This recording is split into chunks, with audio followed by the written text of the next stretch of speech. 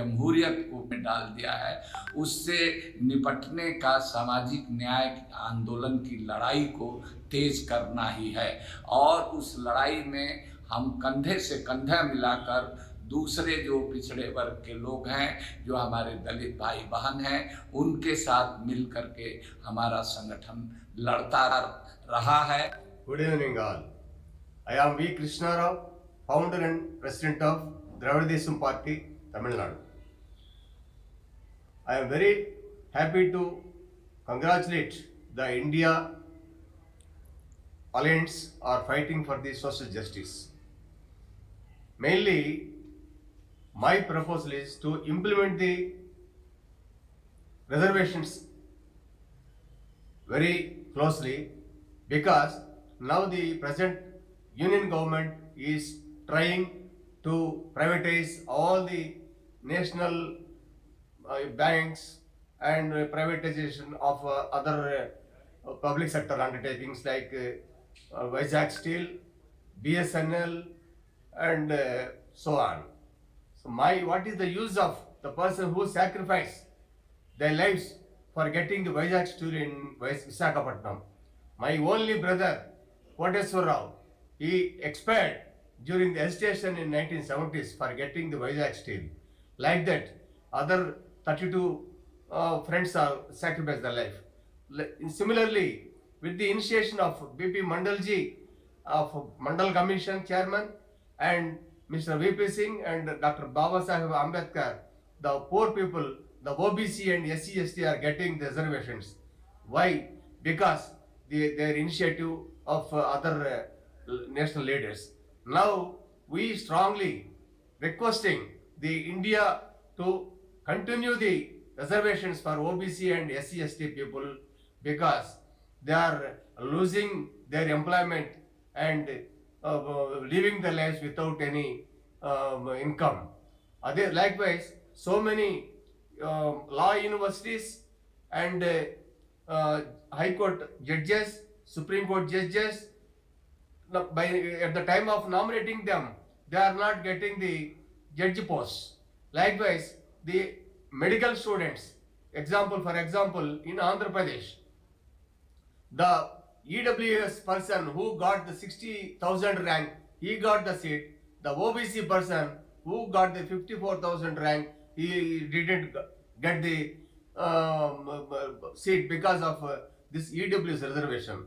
So I strongly request the India group to focus on getting the implementation of this reservation for all OBC people. Thank you. नमस्कार साथियों, मैं राजेश कुमार गुप्ता, प्रदेश अध्यक्ष राष्ट्रीय OBC मोर्चा रांची झारखंड।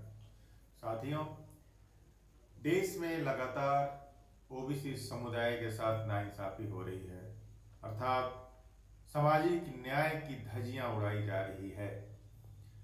हम मांग करते हैं आने वाली सरकार से कि सामाजिक न्याय के जो मुद्दे हैं उसे अक्षरशः लागू करनी चाहिए, चाहे वो बीपी मंडल जी की 40 अनुशंसाएं हैं, जातीय जनगणना है, क्रीमी लेयर हटाने की बात हो, अनुबंध आउटसोर्सिंग लेटरल एंट्री को समाप्त करने की बात हो, तभी जाकर सामाजिक न्याय मिल सकता है। सामाजिक न्याय के लिए और भी कई मुद्दे हैं। चर्चा है महिला आरक्षण बिल का। महिला आरक्षण बिल का राष्ट्रीय ओबीसी मोर्चा तभी समर्थन करेगा जब अनुसूचित जाति, जनजाति और ओबीसी को महिला आरक्षण में आरक्षण प्राप्त होगा। हमारा संगठन वैसे गठबंधन को ही आने वाले लोकसभा चुनाव में मदद भी करेंगे। धन्यवाद।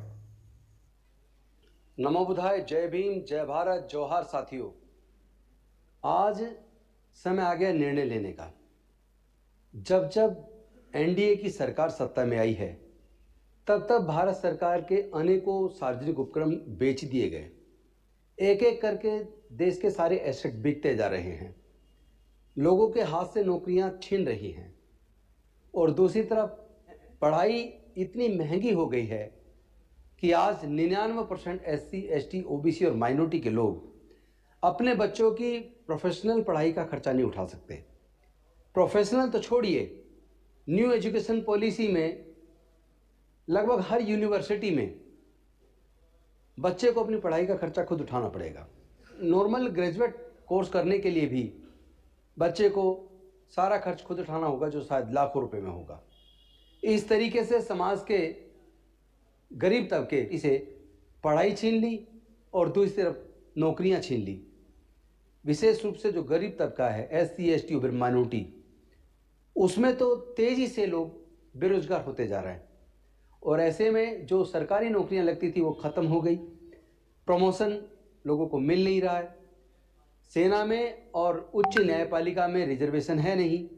तो मैं समझता हूँ ये आने वाला 2024 का चुनाव सामाजिक न्याय पर होना चाहिए। कोई भी पार्टी जो सामाजिक न्याय के खिलाफ हो, जो जातिगत जनगणना करवाने के खिलाफ हो, जो सभी वर्गों को समान रूप से हिस्सेदारी भागीदारी देने के खिलाफ हो, जो पढ़ाई के खर्चे को घटाने के लिए तैयार ना हो, जो इलाज और पढ़ाई का खर्चा सरकार उठाए इस बात के विरुद्ध में हो, ऐसी पार्टी को इस पर हराने का समय आ गया है। यानी कि इंडिया जो गठबंधन बना है INDIA, उसको जिताने का समय है।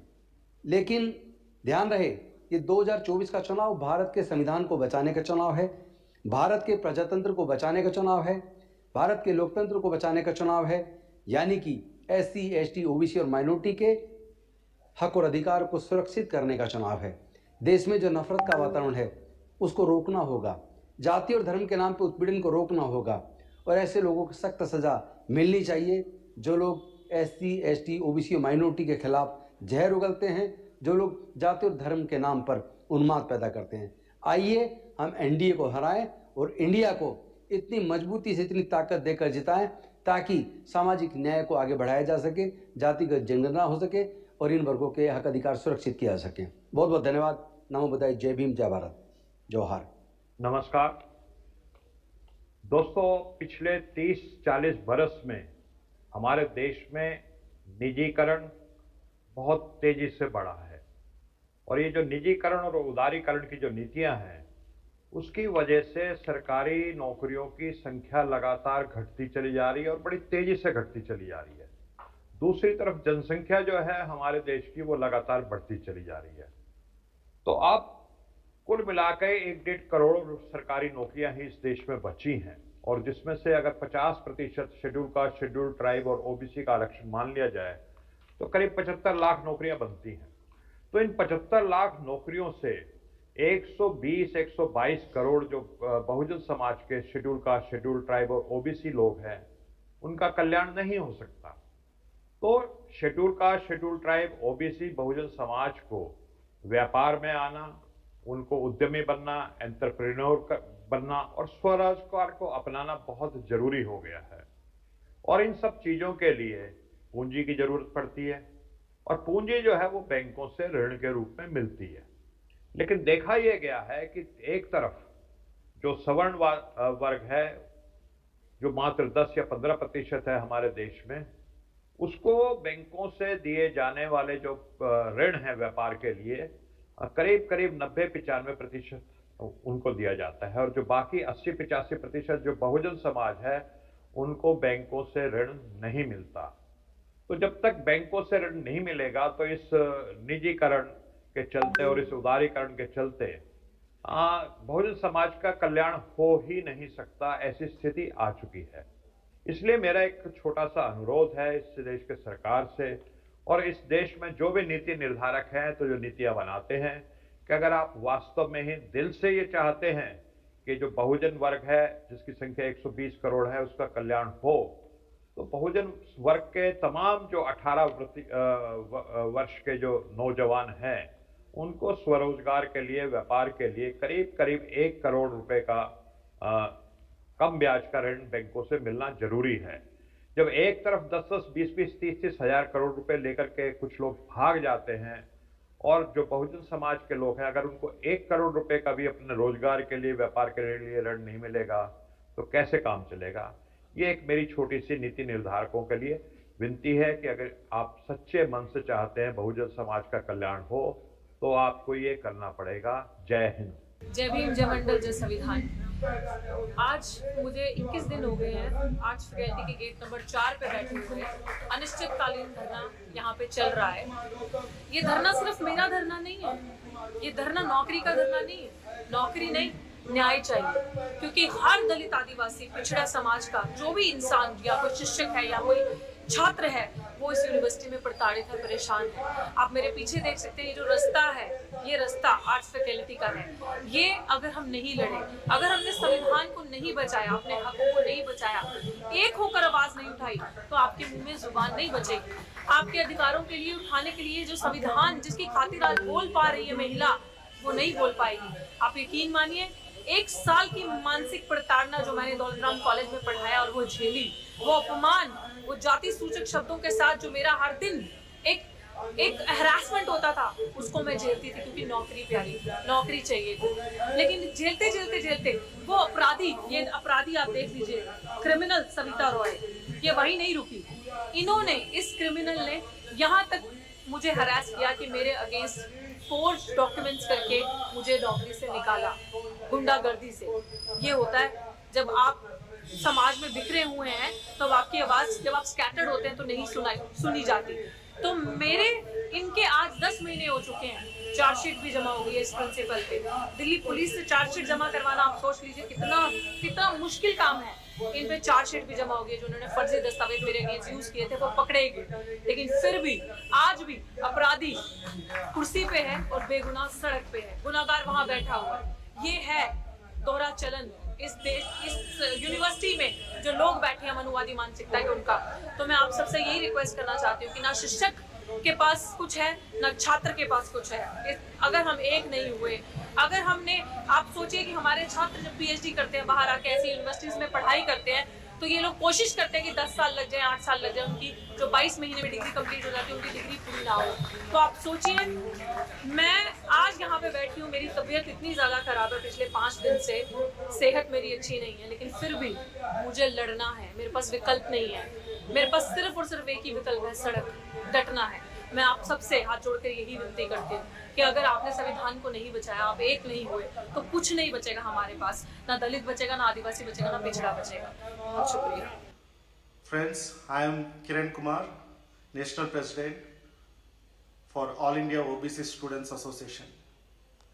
As a part of the association, we have been for more than 3 years, we have been demanding so many issues regarding OBC students and in greater sense student issues.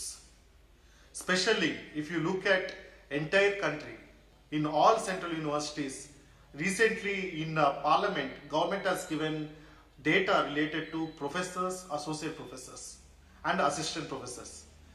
It's very painful for us to see that there are only 4% OBC professors, 6% OBC associate professors and only 12% OBC assistant professors.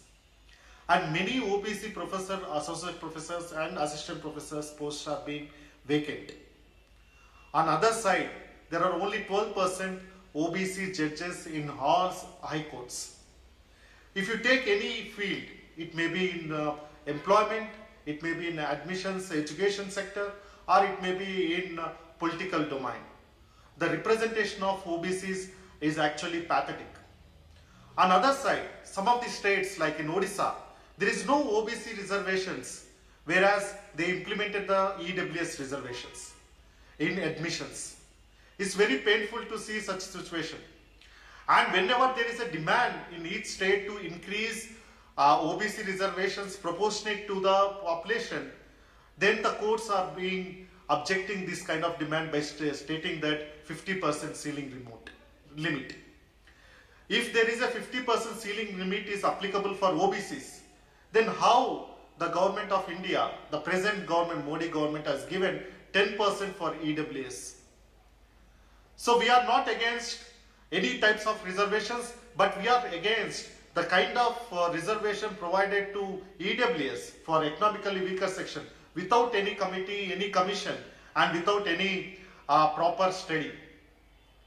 For that reason, like we have so many issues, these are being represented. First important issue, caste census.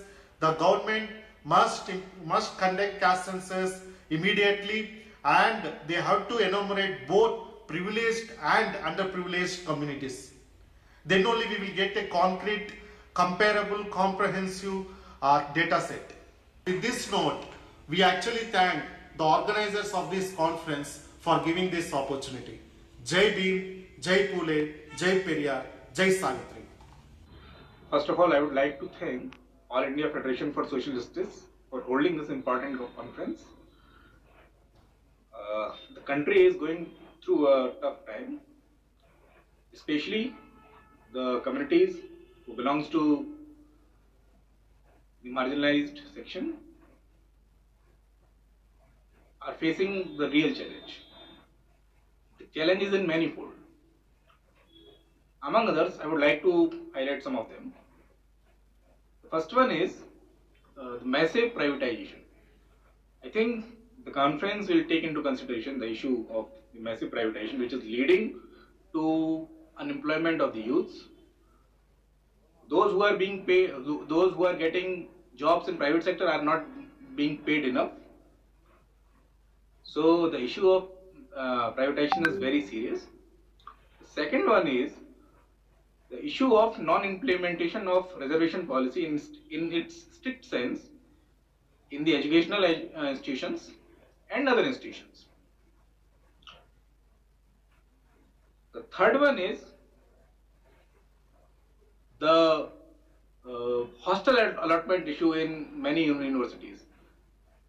OBCs are not getting hostel reservation in so many universities. Like we have seen in BHU, in DU, there is no provision for hostel allotment for OBCs. So this is a very serious issue, and I hope the conference will think about it.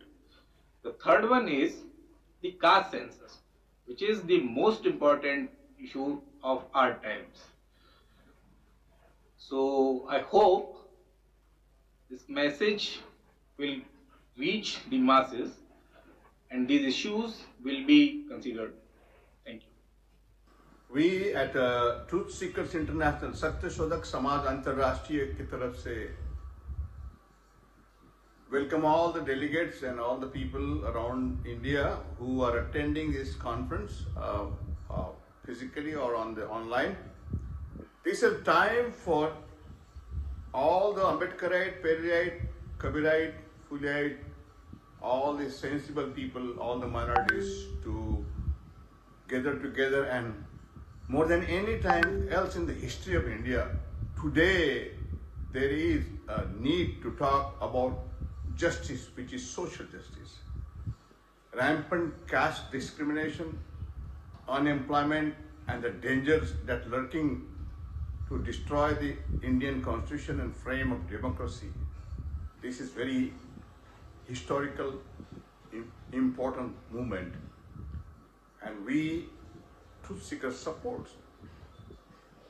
We want to be a part and parcel of the people who believe in the humanity, in the constitution, in the democracy, and All India Social Justice Alliance is doing exact same thing. So we are proud to be part of this larger movement around this country, and we want to thank you for joining us. This is a time to get united and to fight against the forces who wants to destroy the framework of Indian democracy. Youth, women, children, lower caste, minorities have been targeted in different names, in different states. Very, very, very, very sad situation. So brothers and sisters, let us unite together, be a part of this social justice alliance movement, and save India, save constitution, save democracy, and save diversity of our Indian continent. Jai Jyoti, Jai Bhim, Let the kingdom of Baliraja come. Let the misery go. जय ज्योति जय भीम। साथियों, मेरा मानना है कि सामाजिक न्याय की परिकल्पना तब तक अधूरी है जब तक समाज में शिक्षा का स्तर उस लेवल तक नहीं आ जाता जिस लेवल पर लोगों की वैज्ञानिक चेतना पूर्ण रूप से विकसित हो जाए, उन्हें सोचने समझने और तर्क करने की पूरी तरीके से शक्ति आ जाए, तभी सामाजिक न्याय सही अर्थों में लागू होगा। क्योंकि लोग जब तक अपने हक और अधिकारों को नहीं जानेंगे तब तक वह दूसरे के बहकावों में आते रहेंगे। रेलवे में निजीकरण, शिक्षा के अधिकारों में ओबीसी एससी एसटी की कटौती, माननीय उच्च न्यायालय और सर्वोच्च न्यायालय में ओबीसी एससी एसटी और माइनॉरिटी के न्यायाधीशों के चयन में उनको दरकिनार कर देना इत्यादि तमाम विषयों पर अभी भी गांव की जनता से कोई लेना देना नहीं। जब तक गांव की जनता जो निचले पायदान पर है वह इस बात को नहीं समझेगी कि इस प्राइवेटाइजेशन से उसके हक और अधिकारों को कितना नुकसान पहुंच रहा है, उसके लोगों को किस तरह इन व्यवस्थाओं से बाहर किया जा रहा है, तब तक वह इस लड़ाई में आपके भागीदार नहीं बनेंगे। इसके लिए सबसे जरूरी होगा कि हम इस मुहिम को, इस मैसेज को उस आम जनमानस तक जो कि कुल्हाड़ी में बेंट की तरह काम कर अपने पूरे समाज का नाश कर रही है, जैसे कि लकड़ी का बेंट कुल्हाड़ी में लगकर जंगल को कटवाता है, उसी तरह ओबीसी एससी एसटी आज धर्म की अफीम खाकर मनवादियों, सामंतवादियों और संविधान विरोधियों का साथ दे रहा है, न कि वह ओबीसी एससी एसटी और माइनॉरिटी के हक हकूक और उनके अधिकारों की लड़ाई लड़ने वाले सोशल जस्टिस के योद्धाओं का साथ दे रहा है। इसी कारण आज हमारी लड़ाई तमाम महत्वपूर्ण बिंदुओं के होने के बावजूद भी फेल हो जाती है। उसका सबसे बड़ा कारण है हमारे समाज में शिक्षा के स्तर का अत्यंत निम्न होना। जब तक हम शिक्षा के स्तर को नहीं उठाएंगे, समाज में निचले पायदान पर खड़ा व्यक्ति आपकी इस लड़ाई के महत्व को नहीं समझेगा, आपकी लड़ाई निष्फल रहेगी।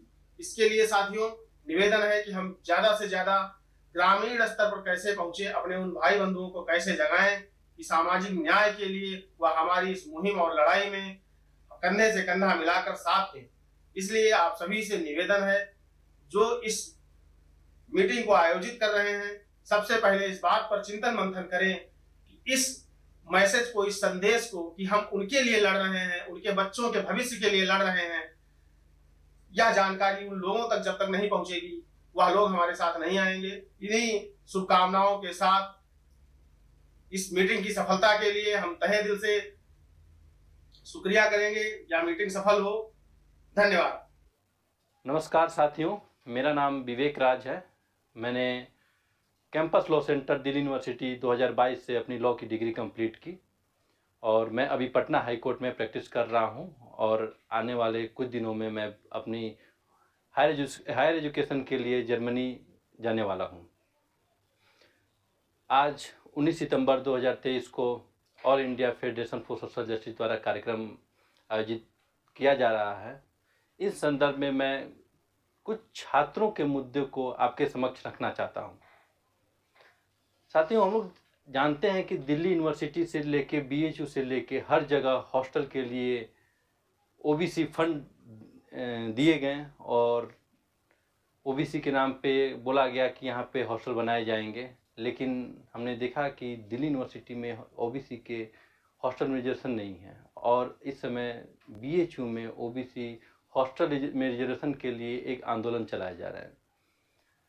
साथ ही साथ जो न्यू एजुकेशन पॉलिसी आई है और जो स्थिति इस समय एससी एसटी ओबीसी छात्रों को हो रही है, जो परेशानियां हो रही हैं, जो फीस बढ़ाए जा रहे हैं, उनके हायर एजुकेशन में जो वो रुचि है उनको ख़त्म की जा रही है। साथ ही साथ जो वंचित छात्र हैं, जो अपने पढ़ाई नहीं पूरी कर सकते, फाइनेंशियल कंडीशन ख़राब है, उनको स्कॉलरशिप ख़त्म किए जा रहे हैं। मेरा छात्रों से और युवाओं से अपील है कि आने वाले समय में एकजुट हो के इंडिया गठबंधन के समर्थन में सिर्फ वोट न करें, उनके समर्थन में अपनी बातें रखें, अपना एक चर्चा शुरू हो ताकि छात्रों के मुद्दे पे आने वाली सरकारों से बात की जा सके, पॉलिसी पे बात हो सके। इसलिए हम चाहते हैं कि आप सब मिल के इंडिया गठबंधन का समर्थन करें। धन्यवाद। मैं all India federation for social justice जो इस महत्वपूर्ण सेमिनार का आयोजक है उसका आभार प्रकट करता हूं कि मुझे उन्होंने बोलने का अवसर दिया।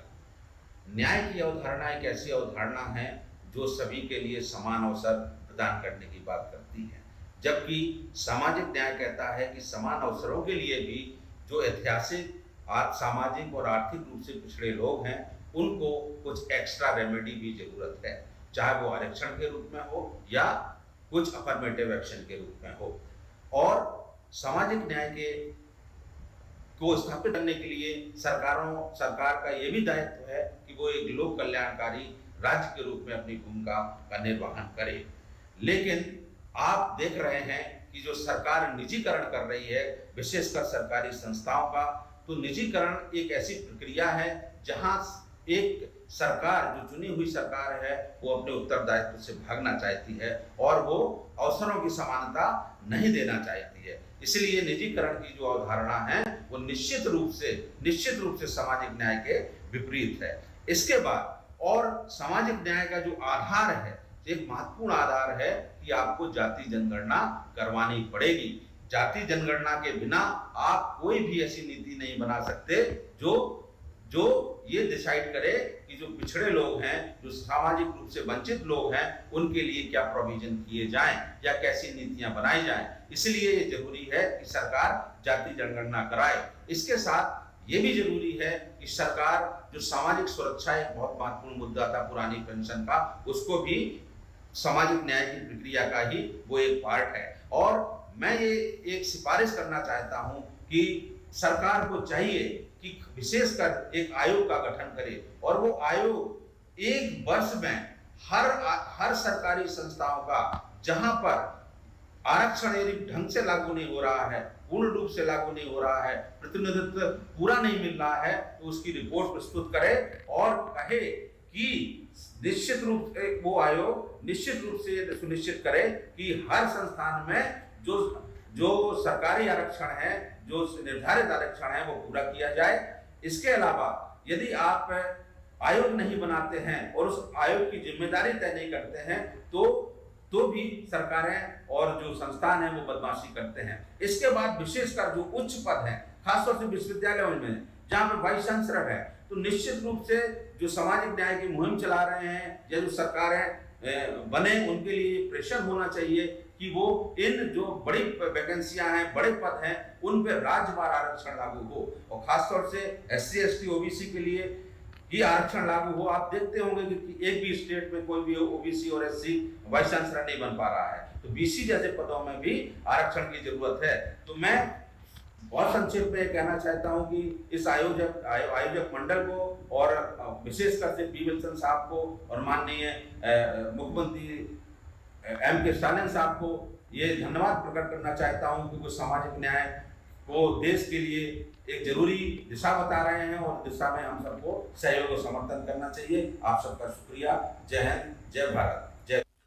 All India federation for social justice organisation second national conference on India for social justice organise कर रहा है।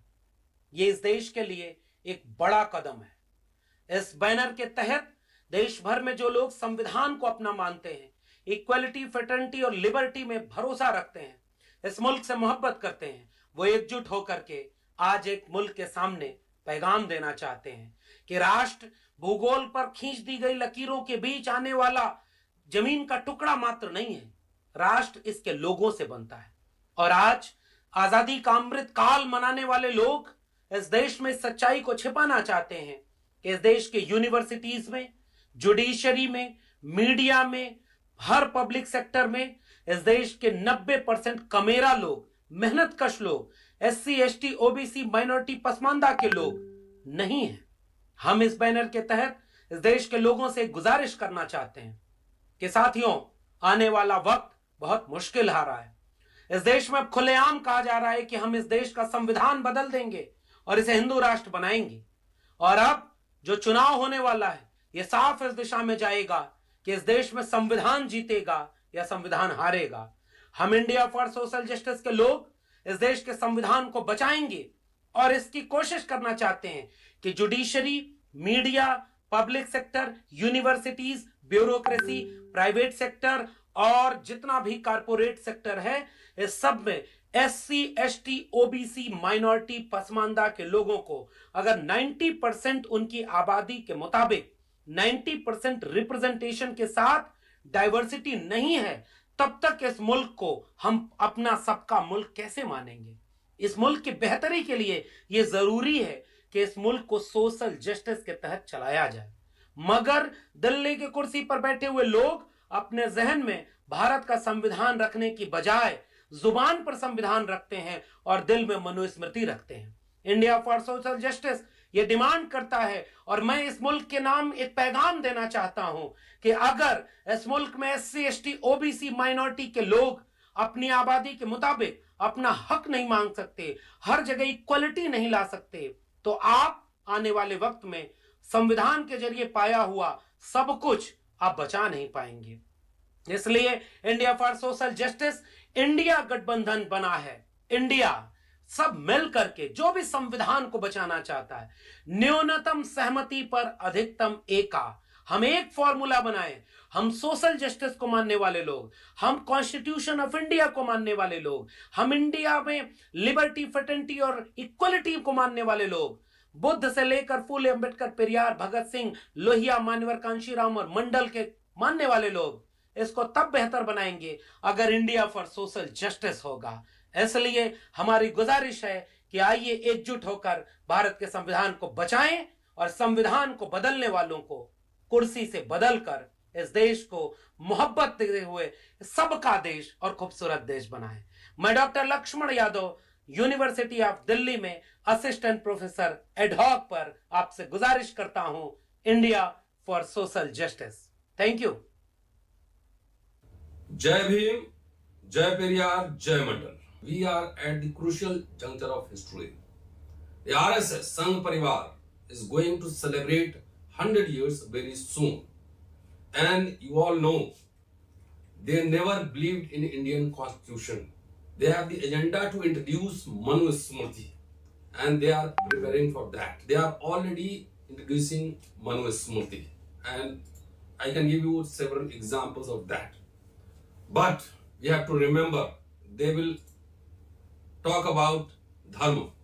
You have to talk about your rights. वो बात करेंगे धर्म की, वो बात करेंगे सनातन की। आपको बात करनी है जाति की, आपको बात करनी है वर्ग की, आपको बात करनी है मजदूरों की, वो बात करेंगे पाकिस्तान की, आपको बात करनी है चाइना पे कि चाइना ने जितनी जमीन हमारी कब्जा की है, बताइए मोदी जी क्या है। दोस्तों, ये धर्म युद्ध है विचारों का। एक तरफ मनुस्मृति है, एक तरफ भारत का संविधान है। पिछले 10 वर्षों में ये बीजेपी आरएसएस ने पूरे संविधान के पूरे जितने प्रावधान है धीरे धीरे करके उसको नेस्तनाबूद कर दिया है। दलित सुसाइड कर रहे हैं, छात्र नहीं, अब टीचर भी सुसाइड कर रहे हैं। जम्मू का मामला है, प्रोफेसर चंद्रशेखर ने सुसाइड की।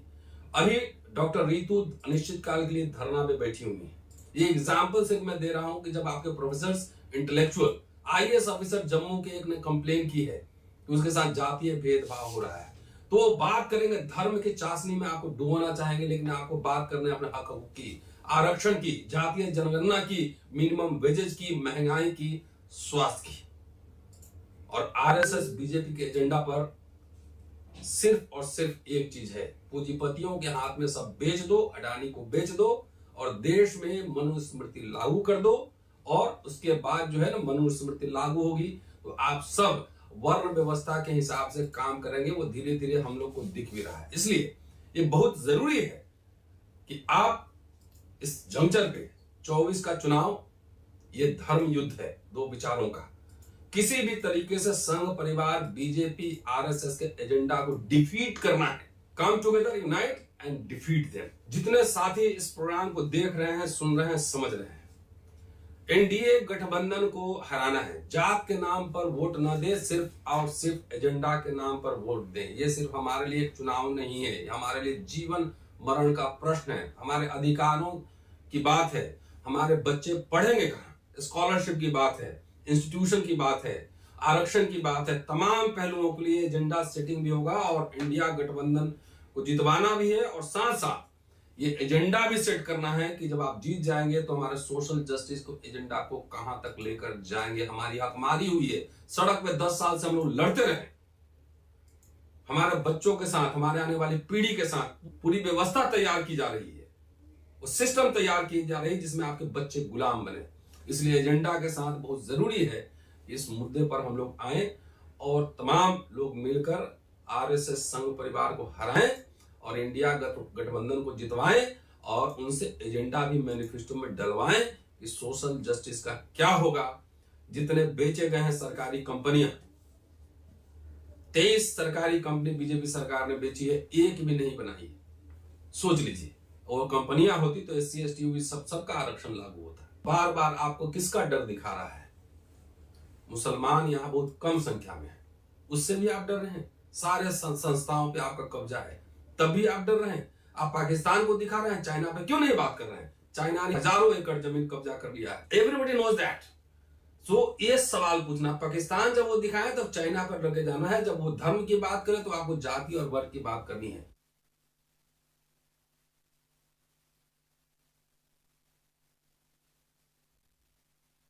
Vanakkam, I am privileged to share the views of mine and of our AIFSJ Employees Federation at the second National Conference of All India Federation for Social Justice, presided by our most revered Honorable Chief Minister of Tamil Nadu and the champion of social justice, Mkstalin sir.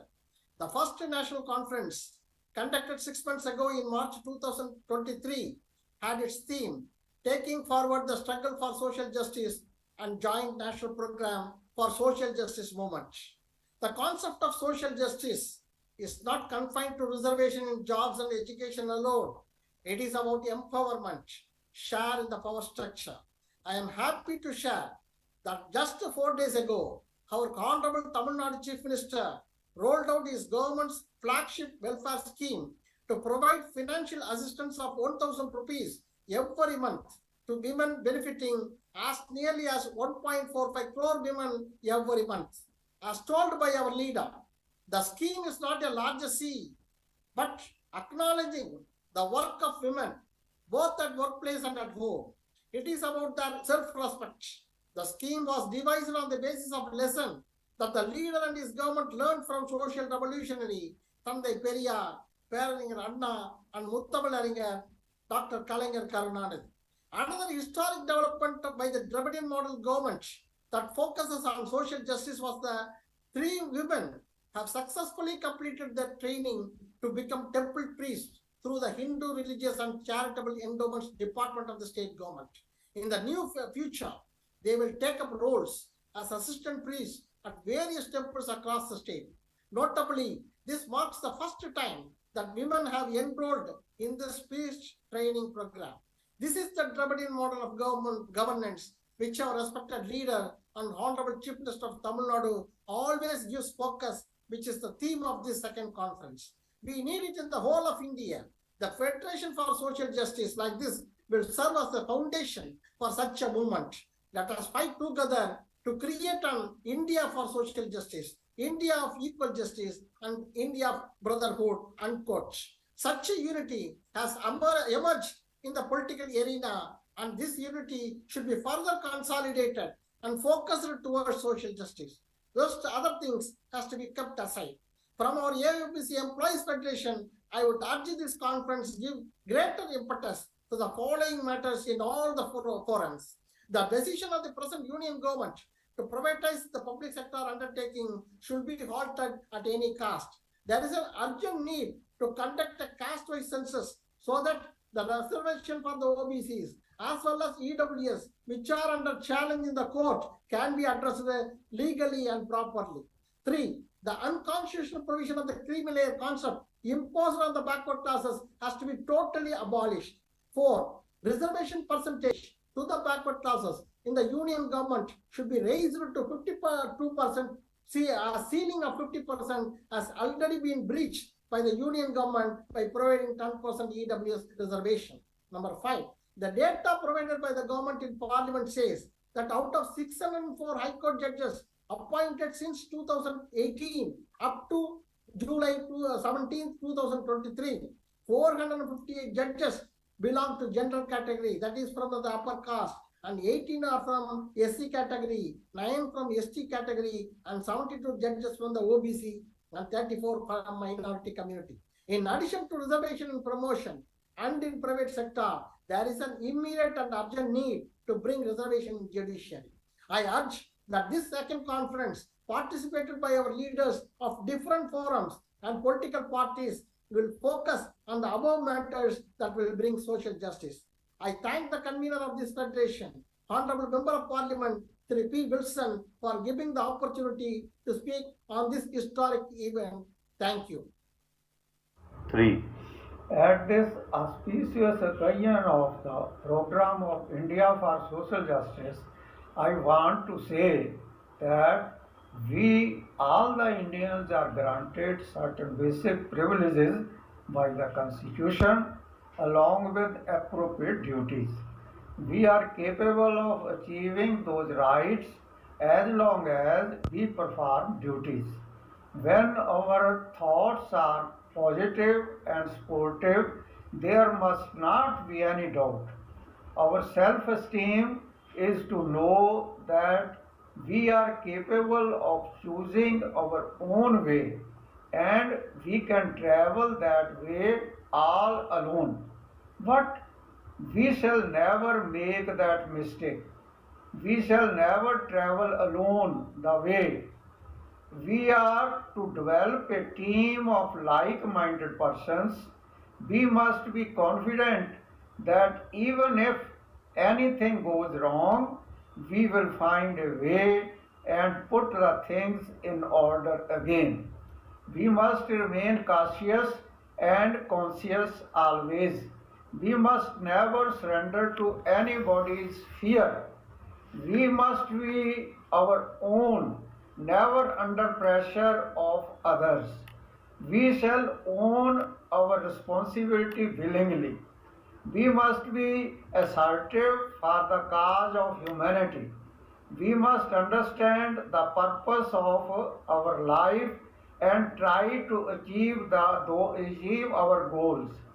We must maintain the personal and societal integrity. We are to understand that it is not hard-working people, but winners are those who love their work. Therefore, we are not to become a novel. Instead, we are to become a book of small life beneficial stories. In life, we do not get how much we think we should get. We only get how much we believe and deserve, only that much we get. This is the way of success. We must understand it. Thank you. मैं doctor आला आंध्र प्रदेश से हूँ। भारतीय समाज सदियों से जाति नामक बीमारी से ग्रस्त है। भारतीय समाज का एक बड़ा हिस्सा जातिगत शोषण और गौर बराबरी का शिकार है। सामाजिक न्याय ही भारत समाज में सदियों से व्याप्त गौर बराबरी और शोषण का इलाज है। देश की आबादी का सबसे बड़ा हिस्सा लगभग 60% ओबीसी का है, जो संगठित नहीं हुआ। हमें मिलकर इसे संगठित करना होगा, क्योंकि बिखरा हुआ ओबीसी समाज कभी भी अपने अधिकारों को प्राप्त नहीं कर सकता। ओबीसी के आरक्षण सीमा को बढ़ाकर 52% की जाए, जिसके लिए जातिगत जनगणना जरूरी है। हम संसद, शासन सभाओं और न्यायपालिका में ओबीसी वर्ग के लिए आरक्षण की मांग करते हैं। मंडल कमीशन की सभी सिफारिशों को लागू किए बिना पिछड़ों का उत्थान नहीं किया जा सकता है। मंडल कमीशन की सभी सिफारिशों को लागू करवाना चाहिए। केवल मंडलवादी ताकतों ही कमंडलवादी ताकतों को हरा सकती हैं। इन्हीं शब्दों के साथ मैं आप लोगों के प्रति अपना आभार प्रकट करता हूं और धन्यवाद ज्ञापित करता हूं। जय भीम, जय मंडल, जय पुले, जय पेरियार, जय Bharat. We are meeting for the second time, that is the All India Federation for Social Justice, for the purpose of achieving the social justice in India as per the Constitution of India. And many social organizations and the political parties have come together to have this meeting in a hybrid manner, virtually and physically. I am very happy to know that the social organizations like All India Backward Class Federation, Social Revolution Alliance, and many other organizations all over India have been working for the social justice. We are very happy to note that Honorable Sri Mkstalin has started the All India Federation for Social Justice to take forward the social justice in pan-India level with the cooperation and combination help of all like-minded political parties. So now the India now has been divided. Bharat has been divided into the political parties which is came together as in India representing the India and Indian Constitution, and the BJP and other parties have formed into a group. The struggle now, ongoing struggle is to get the justice for the backward classes.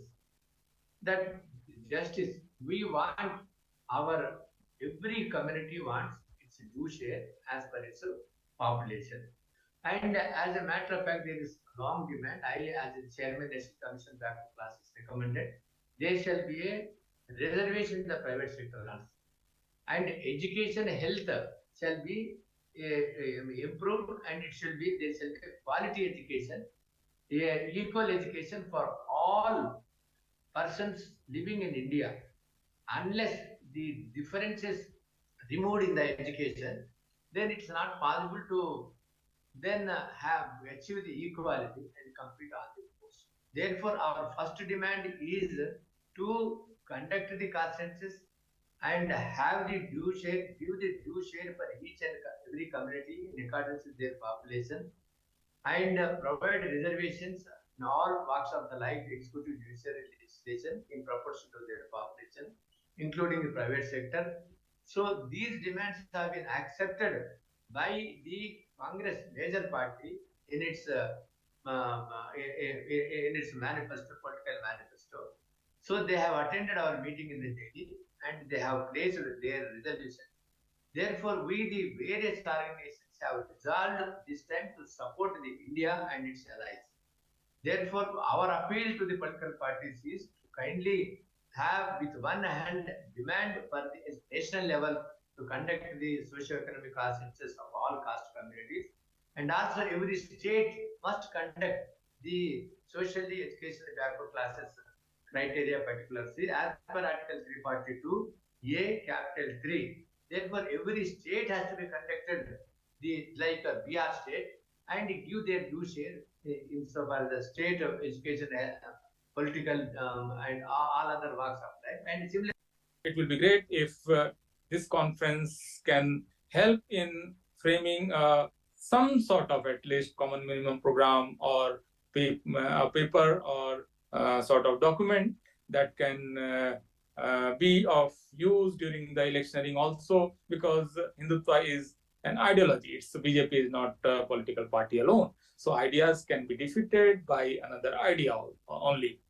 You just can't say that BJP is not working in terms of development and all that. That will not be sufficient. So that model, that structure, ideological structure is there especially in Tamil Nadu, and Honorable Chief Minister Mkstalin is actually taking that forward in terms of how he is delivering in terms of education and healthcare and development and growth and all that. So there can be another models also. So I wish that this conference will finally, because elections are not very far. So I think that it will be great if the participants will deliberate on different ideas of social justice and all that, and let there be contestation of two ideas, and let the best idea, the most powerful idea win. Thank you so much. Thank you.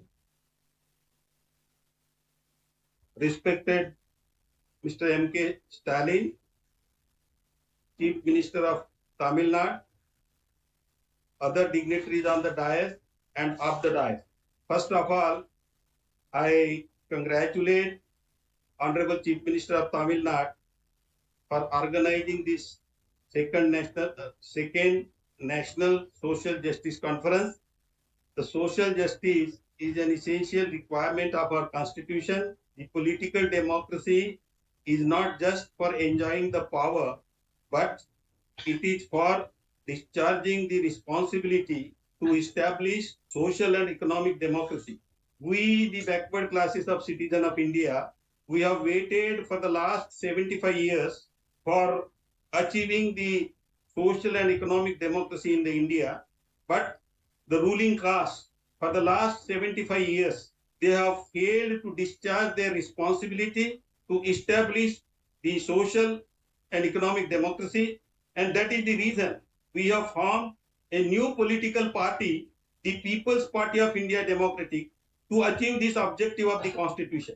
If the ruling caste do not take the constitutional obligation seriously, then, as Dr. Ambedkar has stated, 26th November 1949, in his last speech in the Constituent Assembly, if the political democracy is not used for the establishment of the social and the economic democracy, then the very same people who have established political democracy in this country, they will blow up the structure of political democracy. I warn to the ruling caste, even if after 75 years they do not take the constitutional obligation seriously. Respected chair of today's conference, fellow speakers, and all my friends fighting for social justice. Congratulate you for this second conference, and let me thank you very much on behalf of our party, CPIM Liberation, for inviting us to this important conference on this most important agenda before the Indian people. After 75 years of India's independence, social justice should have been an important, prominent feature of Indian democracy, should have been a guarantee for the people. But unfortunately, we find that the situation today is becoming increasingly hostile, inimical to the very concept and values of social justice. And that's why it becomes all the more important for all of us fighting in defense of democracy, fighting in defense of the Constitution, and fighting to free India from the clutches of fascist aggression, to highlight the social justice as a central plank of popular mobilization and for the ongoing battle of the Indian people. Today we find there are multi-pronged attacks on social justice. First of all, the Constitution itself, which is the foundation for social justice, is under systematic attack. Secondly, on the economic plane, we find intensified corporate aggression. And this corporate aggression robs the people of their right to resources, access to resources, and their rights. And increasingly, since the ascent of the Modi government at the center, 2014, and more so in the last few years, we find there is systematic subversion of social justice, even in the very limited understanding of reservation. So let me make it very clear. On the one hand, we find EWAs, which subverts the very constitutional idea of reservation. And now with this Vishwakarma Yojana, we find that the people are being sought to be tied down to their traditional caste-based occupation. So it's very important for us to make sure that the battle for social justice is fought on the social plane, and I'm sure that the coming together of the broad spectrum of non-BJP parties, and especially parties committed to the battle for social justice, to the goal of social justice, to the goal of social equality, to the goal of citizens' liberties and rights. I think this will definitely strengthen this battle. So with this, let me thank once again the organizers for organizing this conference on this important topic. I'm sure this message will reach every section of Indian people and we'll be able to join hands. Government under the able and dynamic leadership of the Chief Minister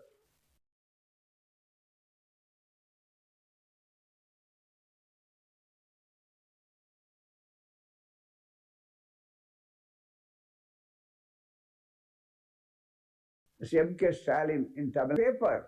It must be practically, it must be available to all the depressed and the downtrodden people. What is the case? Even in the Mandal Commission, we have gone only few percentage. The scheduled caste people never got their full reservation percentage. Equally, tribes, equally the 27% situation. What about the reservation in higher judiciary? What about the reservation in High Court judges, Supreme Court judges? What is the position of the public sector undertakings? Because of the public sector, the reservation is there. They want to take it away. What they have given in the front door, they want to take it away through the back door by scraping it, by grabbing it, by converting the public utilities, public sector into private sector. So it is our bounden duty to raise the call and ask there must be reservation in private sector also. So very important thing that we must insist is, first of all, whether you have implemented what you have announced in it. EWS clearly breaches the so-called 50% ceiling. When they come to the upper caste, they don't want to observe the 50%. When it comes to the depressed and the downtrodden, they want to see all these things. So it is very important. Three things must be discussed and we must take an historical decision and we must all turn to be the fighters for social justice. One is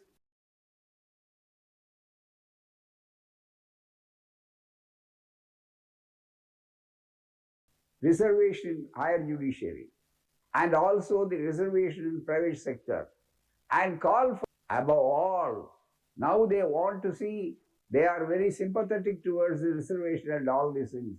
They want to give the political reservation. So far as the reserved constituencies, it is assured. It is also extended. So more than political reservation, more than economic reservation, socially we are depressed and the downtrodden. Socially and educationally we are deprived and our rights were taken away. That is why social reservation is very important on the social plan, so that it is the time for us to fight with our cudgels. We are not asking for charity, we are for parity. Thank you very much. Economic justice. They will question the corporates who trample on their rights. The BJP is afraid of this awakening. Even when it comes to worship, the inhuman caste system has made a division between men and women and upper and lower castes. They have treated or only the upper caste elite. Will the proponents of One India, One Election, One Party, One Language say One India, One Caste? The leaders from 37 political parties that have pledged to fight for social justice have come together on this common platform of All India Federation for Social Justice. This federation must shine the light on the path ahead for social justice. Achieving victory in the 2024 general elections will be the first step. I now invite Mr. P. Wilson, Member of Parliament and convener of the All India Federation for Social Justice, to deliver the welcome address.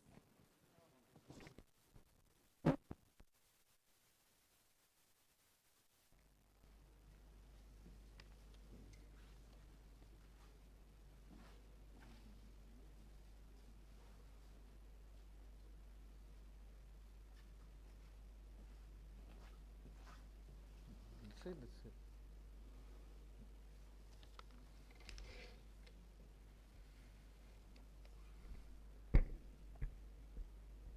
chief guest for this evening function, the guardian of social justice, the fourth leader of the social justice movement in Tamil Nadu, President of DMK and Chief Minister of Tamil Nadu, Honorable Thiru Mkstalin, the Honorable Chief Minister of Jharkhand, Thiru Hemant Soren, the Honorable Deputy Chief Minister of Bihar, Thiru Tejasvi Yadav, Honorable Thiru Veerappa Moily, former Chief Minister of Karnataka and former Union Minister,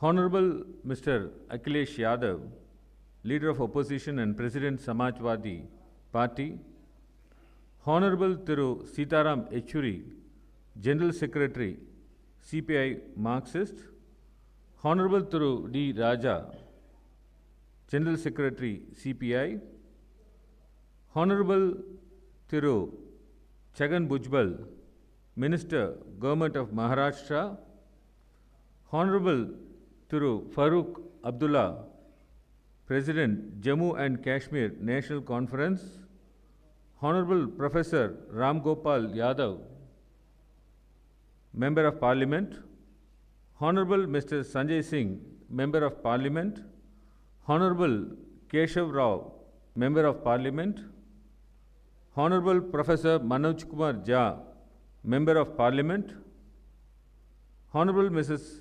Priyanka Chaturvedi, Member of Parliament, Honorable Mr. John Brittas, Member of Parliament, Honorable B. Mastan Rao, Member of Parliament, Honorable Mr.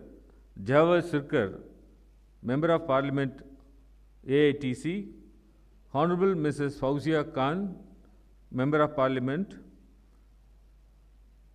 Honorable Mr. Tiruma Valavan, Member of Parliament, Honorable Thiru A. Raja, former Union Minister, Honorable Mr. Kalanidhi, Honorable Mr. Girirajan, Honorable Mr. Rajendran, all the dignitaries who have come here to participate in this function, the leaders from various political parties, leaders from various associations who have come from far off places to attend this conference, members of civil society, friends from the press, media, learned advocates, ladies and gentlemen, Vanakkam and good evening to you all. I have the pleasure of welcoming one and all to the second national conference of the All India Federation for Social Justice. I fondly recall meeting in this very hall 6 months ago for our first national conference, which was a resounding success. More parties and leaders have joined us this time, and it only means that the reawakening of the social justice movement across India is well and truly on its way. This federation was conceived by Honorable DMK President Thiru Mkstalin with the motto, "Everything for Everyone," on the Republic Day in 2022. The vision is to unite all the warriors of social justice, both from the political parties and civil society, to come together to counter bigotry and repressive forces and rekindle the fight for social justice. It is undeniable that across party lines there is massive support for social justice policies. Friends, our country is in dire need of a social justice reawakening. The BJP has indulged in religious polarization for electoral gains. Apart from the obvious target of such polarization, the minorities' such polarization alters the psychology of the people. It creates a higher versus lower mentality. It is this mentality that led to caste discrimination for over thousands of years. When human beings begin to think one is more superior to the other, there is discrimination.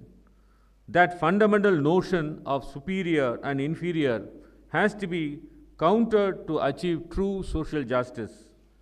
When the BJP polarized the nation to create a Hindu versus Muslim divide, it actually reinforced the superiority complex of upper caste.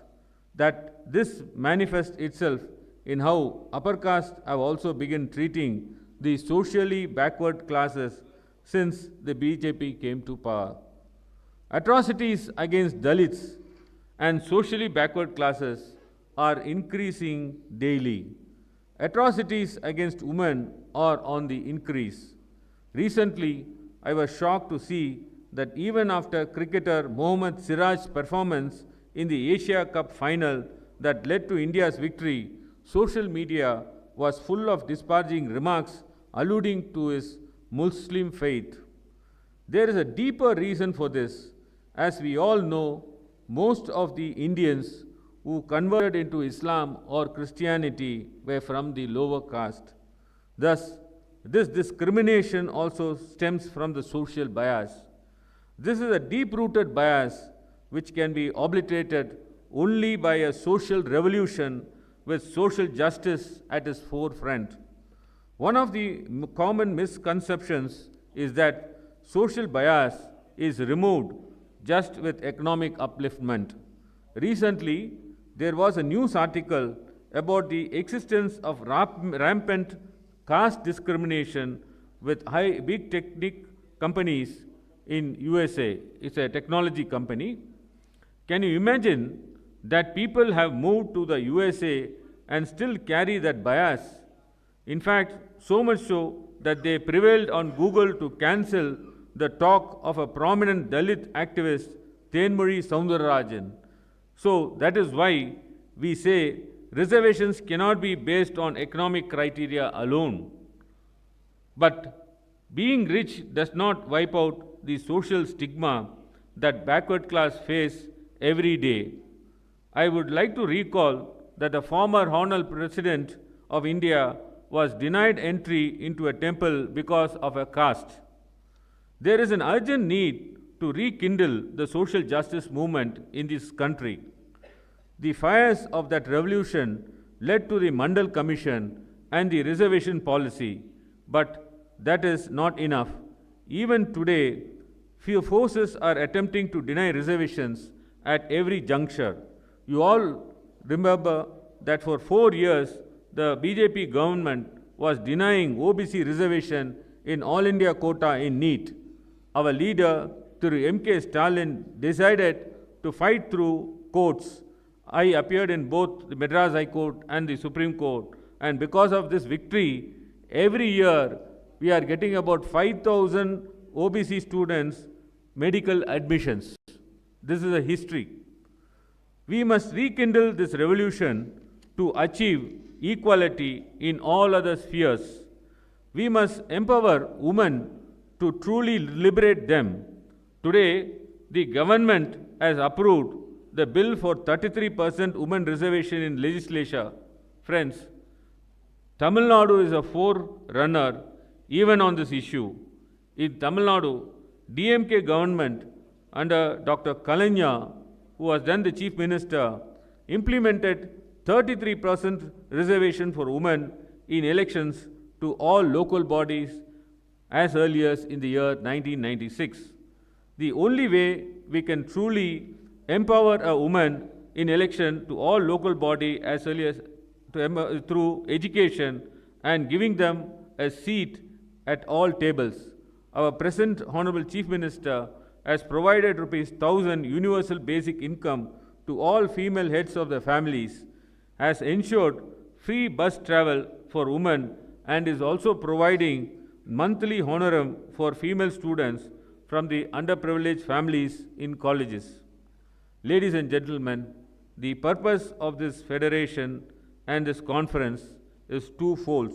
One, to reaffirm our commitment to the cause of social justice, especially in the view of upcoming elections, and two, for a frank exchange of ideas among all political parties present here so that we can come up with the common minimum guarantees for social justice in our state as well as for the union.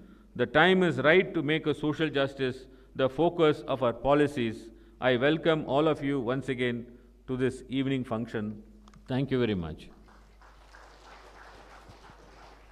Thank you, sir. I now invite our guest of honor, Honorable Mr. Chhagan Bhujbal, Honorable Minister for Food, Civil Supplies and Consumer Protection, Government of Maharashtra, to deliver his special address.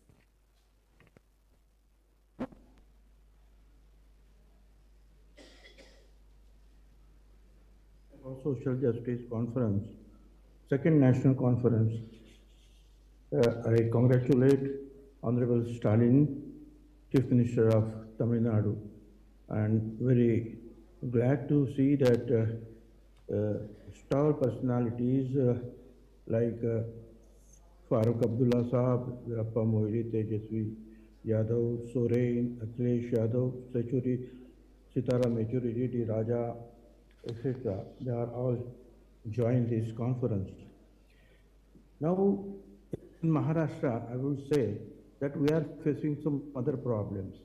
Whatever problems either to discuss in this conference today, those are there because we want the reservation in the judiciary, reservation in the central secretariat, etc. If you see, hardly 2-3% reservation for OBC is there. People are there. They don't want to take more OBC in their secretariat. I don't know why. And judiciary also, nothing. But now we are facing some other problems in Maharashtra, where this OBC community is in ruling position. They may not have more problems or no problems at all. But here, as you know, that Maratha community is a ruling community in Maharashtra. Now this community is asking reservation for Marathas since several years. Well, then Fadnavis, the then Chief Minister, he formulated some act and High Court, they upheld and they give the 12% separate reservation for Maratha community. However, it was turned down in Supreme Court. Now what to do? Again, there was some leader, he sat on the hunger strike, and unfortunately, when he became so weak, so police wanted to lift him to the hospital. And there, then some stone pelting was there, and then the cane charge was there, and some people were injured, and their agitation flared up like anything. Big morchas, etc. They are, bringing pressure on the government that now, instead of giving separate reservation, they are asking reservation in the OBC quota itself. As you know that we have 27% quota, and Maratha community is single largest, biggest community. They want in OBC reservation. Here we say, you take the reservation, but don't touch whether it is tribals, whether it is Dalit, or whether it is OBC reservation. You can take some, you can have separate reservation. We support it, okay. You people, some people are very much poor and jobless, youngsters are there. So, but now, when they think that Supreme Court or judiciary is not going to agree with that, they want a reservation in OBC. Now that is the biggest problem we are facing now. Now against that, Maratha community agitation. Now OBCs also, they are coming on the road. They are also agitating. Morchas are there. Now how to save OBC reservation? That is the main problem in Maharashtra.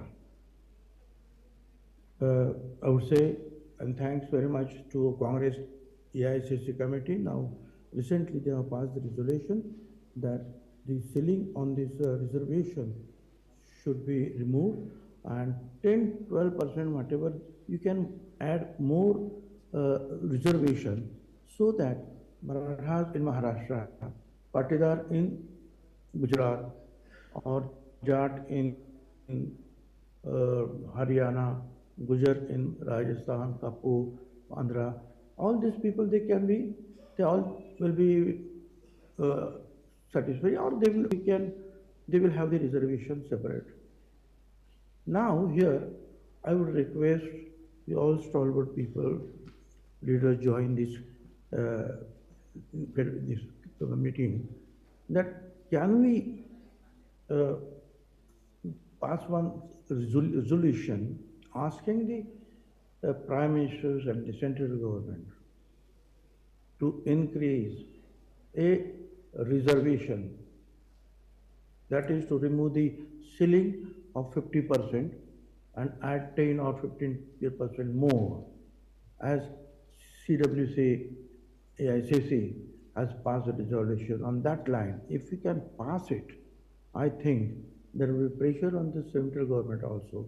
If we don't ask, they would not listen, they will not think of it.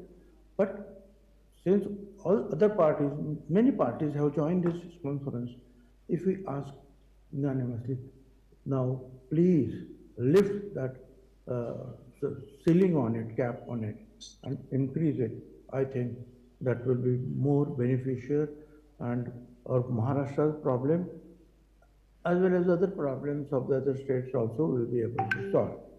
Thank you very much for accommodating me as well. Thank you. Nice of you.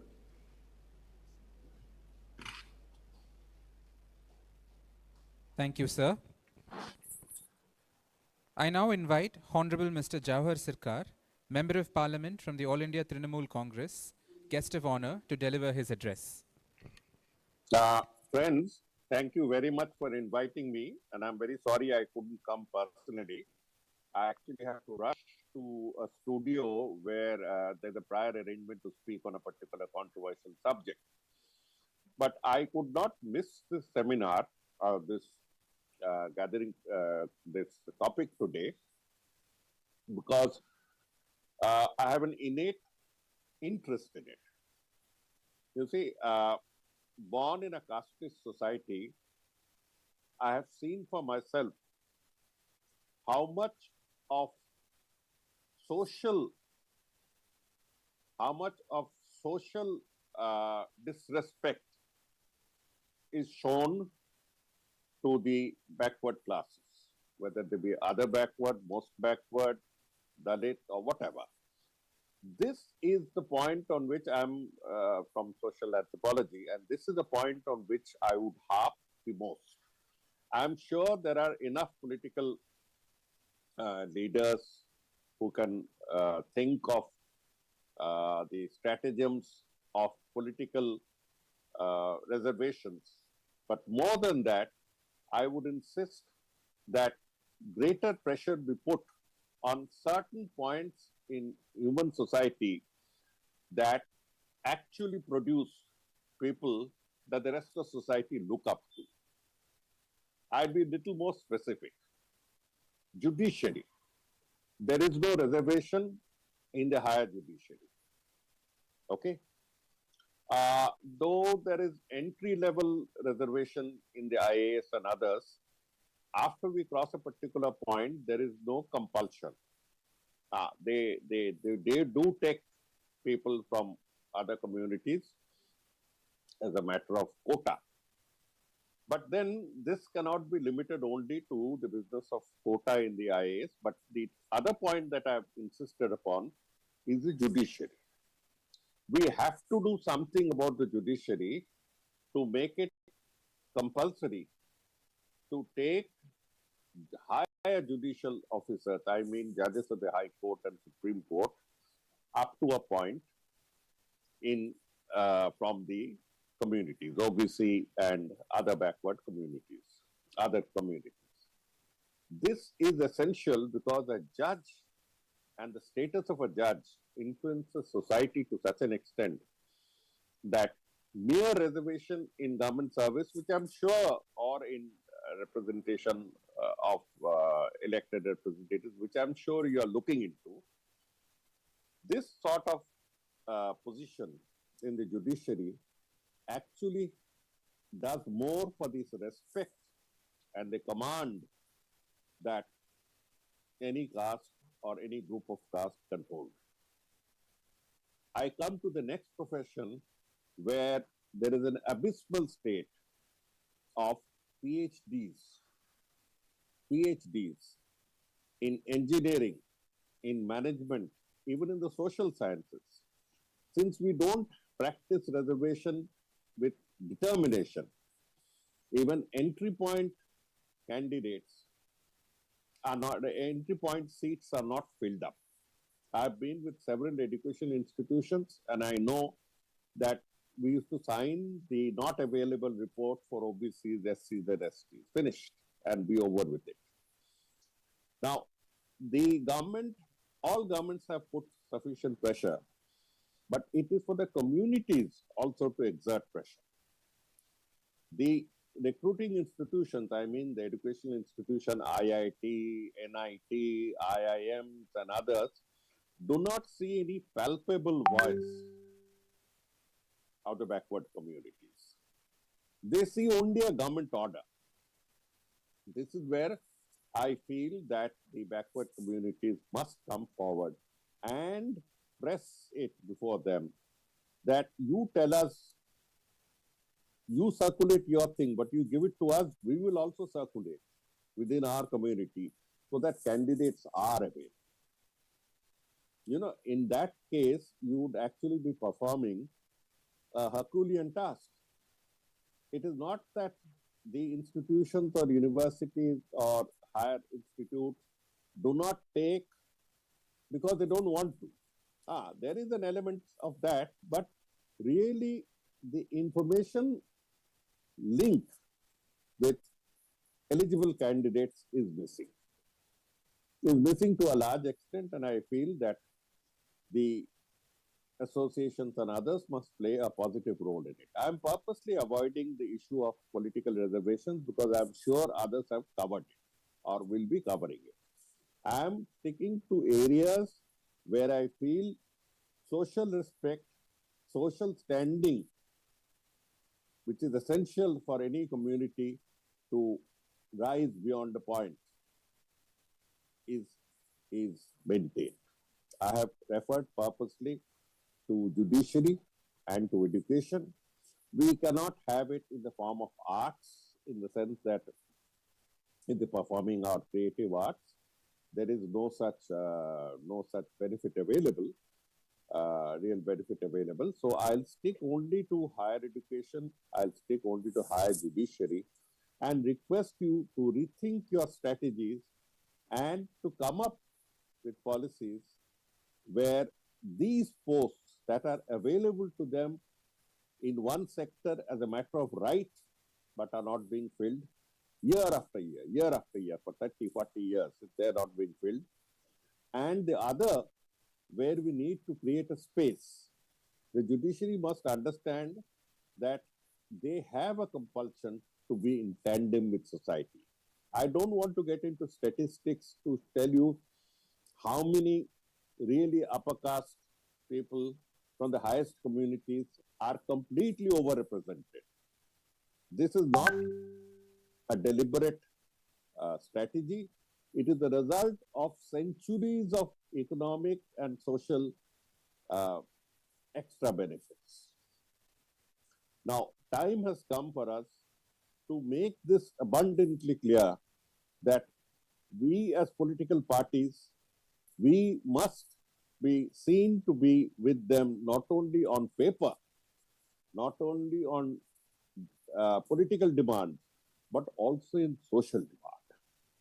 It's the social level that matters the most. That is all that I had to say. And I thank you for having invited me for a few words. My party, the All India Trinamool Congress, believes in a completely casteless, secular society. we have amongst us the most backward and Dalit people of Bengal and certain other places, and we have stood by them. In the last election, assembly election, Mr. Modi tried his best to bring in casteism into Bengal by bringing up SCs, STs, OBCs, and many other issues. But people of Bengal did not respond. We carry them with us, and if they have any problems, in many cases, the level of representation of women is as close as to their natural reservation level, that is 50%, sometimes even above 50%. Similarly, in areas where other reservations are called for, socio-economic reservations are called for, we try our best. We try our best. With these words, I thank you once again for calling me, and I really wish you all the very best. Let me know if I can be of any service. Thank you. Thank you, sir. I now invite our guest of honor, Honorable Thol Tirumavalavan, Member of Parliament and Founder President of the VCK, to deliver his address.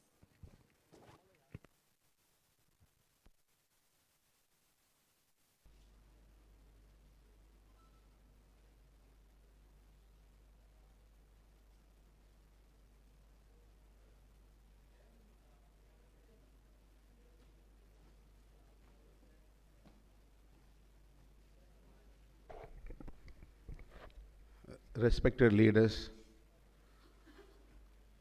good evening to you all. Thank you for this opportunity. I would like to express my sincere thanks to Honorable MP Mr. Wilson. This is a national conference organized by this All India Federation for Social Justice. We are fighting against inequality and discrimination. To find solution for this crisis, there is a need of social justice. Social justice is a doctrine, it's a philosophy to find solution for this inequality and discrimination in this society.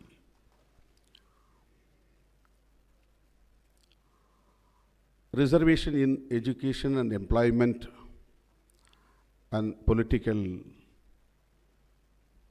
arena is very important to empower marginalized sections, those who are suffering prolonged. But there is no reservation in private sectors. There is no reservation in promotion. There is no reservation in higher judiciary. There is no reservation for women, but today they have introduced a bill for women reservation. So this kind of handicaps are there in these reservation policies. Ruling people are converting all public sectors into private sectors.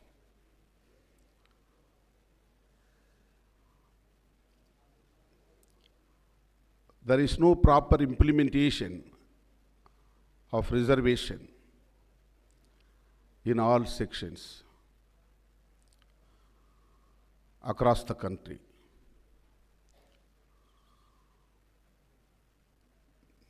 This is the high time to consolidate all reserved category people all over the India.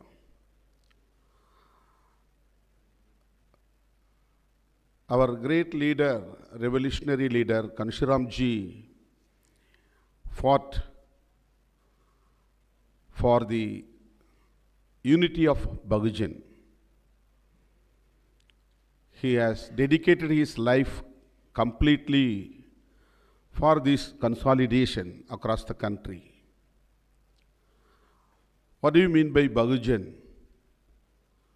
Bahujan means majority. We are the majority. Who are the majority? Scheduled caste, scheduled tribes, minorities, and OBC. We have to know one fact in this formula, that is exclusion of forward community or exclusion of Brahmins. This is the prolonged fight in our country. Exclusion of Brahminism, exclusion of Brahmins, or exclusion of forward community.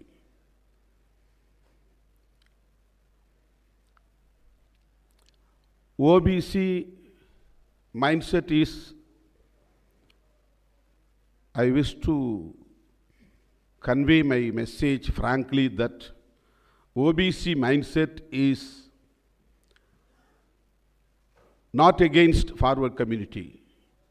It is against scheduled caste and scheduled tribes across the country. This is a bitter fact. We have to accept, we have to agree. Scheduled caste and scheduled tribes not against OBC improvement or empowerment. They never fight against OBC's empowerment. When Mandal report came into implementation, the only organizations of Dalits supported, extended their support. Ramvilas Paswan was the right hand of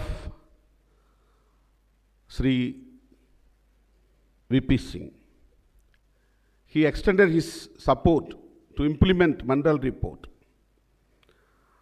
All the Dalit leaders across the country have extended their support to implement Mandal report.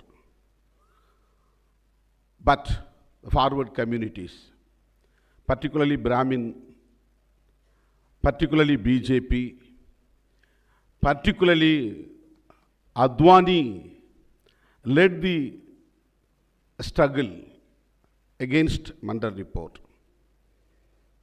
They made a riot against Mandal report. We should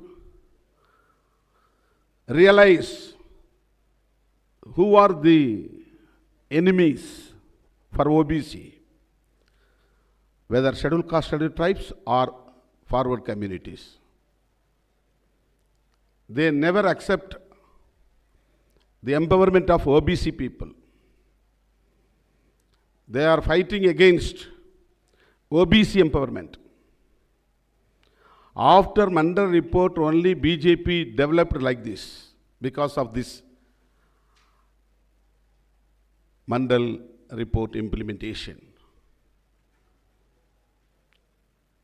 They have come to the street to fight against Mandal report, not against the reservation of scheduled caste and scheduled tribes. Forward communities still fighting against the reservation of OBC in the country. That's what they brought EWS reservation. That's what they put a ceiling for the reservation through the judiciary, through Supreme Court. So fight between OBC and FC. This is the factual truth. We have to understand and we have to realize. So my point is, all OBC leaders have to work together to change the mindset of the OBC across the country towards, against forward communities. This is a very important point I have to mention here. Scheduled caste and scheduled tribes people never against OBC empowerment. Always they are supporting Mandal report. They are extending their support to consolidate the unity of Bahujan. No leader from Bahujan, from OBC, to consolidate scheduled caste and scheduled tribes along with minorities and OBC in the country. But all the leaders from scheduled caste, revolutionary Dr. B.R. Ambedkar and Kanshiramji, struggled like anything to consolidate the unity of Bahujan. The unity of the Bahujan, this is the solution. Unless we make a unity of the Bahujan, we can't succeed this Sangh Parivar's conspiracy.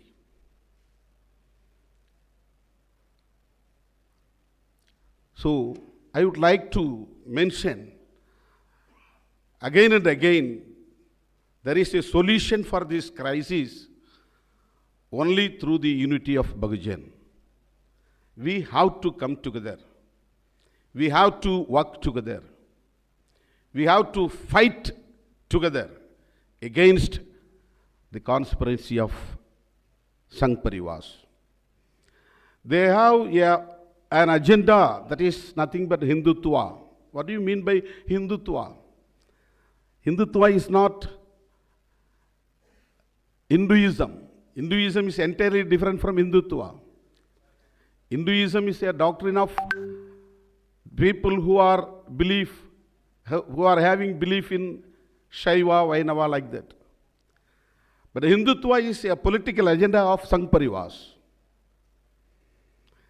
This is against OBC. But they are making a drama politics that we are Hindus. They want to safeguard themselves in the name of Hindutva. Our fighting against forward communities' dominance, our fighting against exploitation of the forward communities, prolonged exploitation. But they want to hide themselves in the name of Hindutva among Hindus. Baba Saheb Ambedkar, our great leader Kanshiramji, and everyone is fighting to exclude Brahminism, Brahminocracy, Brahmin dominance, Brahmin exploitation. So this is very important meeting organized by this All India Federation of Social Justice to consolidate OBC, scheduled caste, scheduled tribes and minorities. There is a big threat to the constitution, not only for the reservation. There is a big threat to the constitution. They want to dilute the constitutional values. They want to throw away this constitution because this constitution provides socialism and secularism. Secularism, pluralism, federalism. These are the basic factors of the constitution. But Sangh Parivars are trying to dilute these constitutional values. So now we are here to save the constitution. This is the first challenge for us. Unless we save our constitution, we cannot save the social justice. So this is the high time to make awareness among all marginalized sections, particularly Bahujans. We have to find a solution to consolidate OBC, scheduled caste, scheduled tribes, minorities. This is need of the hour. Unless we can't succeed in our struggle, this is my humble message to you all. Thank you very much for this opportunity.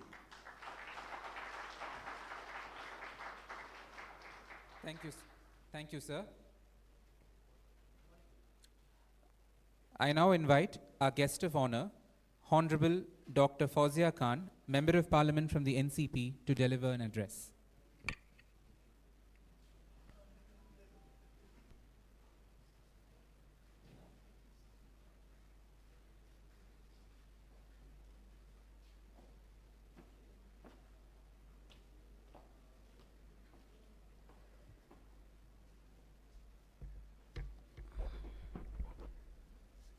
Good evening, most honorable leaders who are participating in this conference, honorable ladies and gentlemen. I am happy to be part of this very important conference that speaks about social justice. Social justice is something that our Constitution has its thrust on. Our Constitution, under Article 15, prohibits discrimination on any grounds. And not having discrimination and building an inclusive society is the core spirit of the Constitution. But it is a very complex phenomena when we talk about reservations, because there is a kind of confusion in present times that talks about economic backwardness also. But as far as our Constitution is concerned, I feel the Constitution speaks about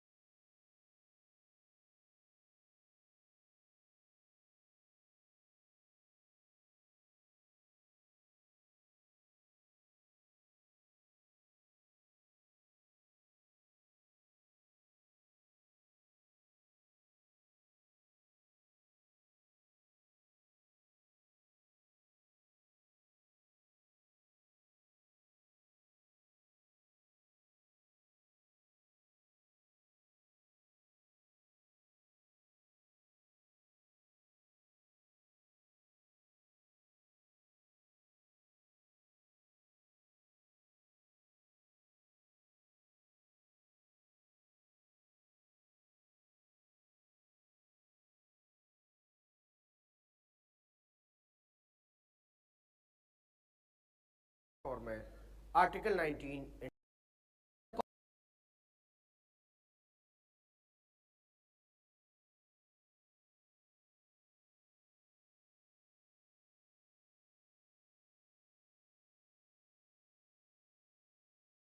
concerned, I feel the Constitution speaks about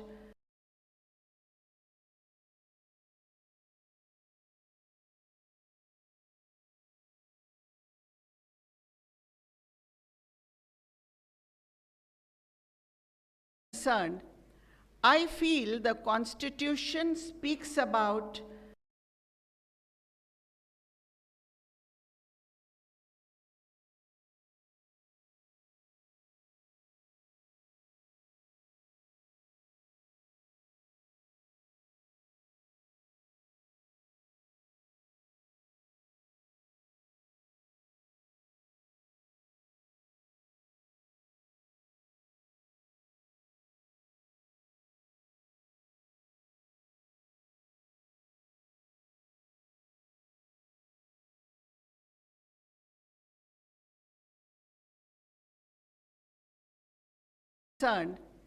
I feel the Constitution speaks about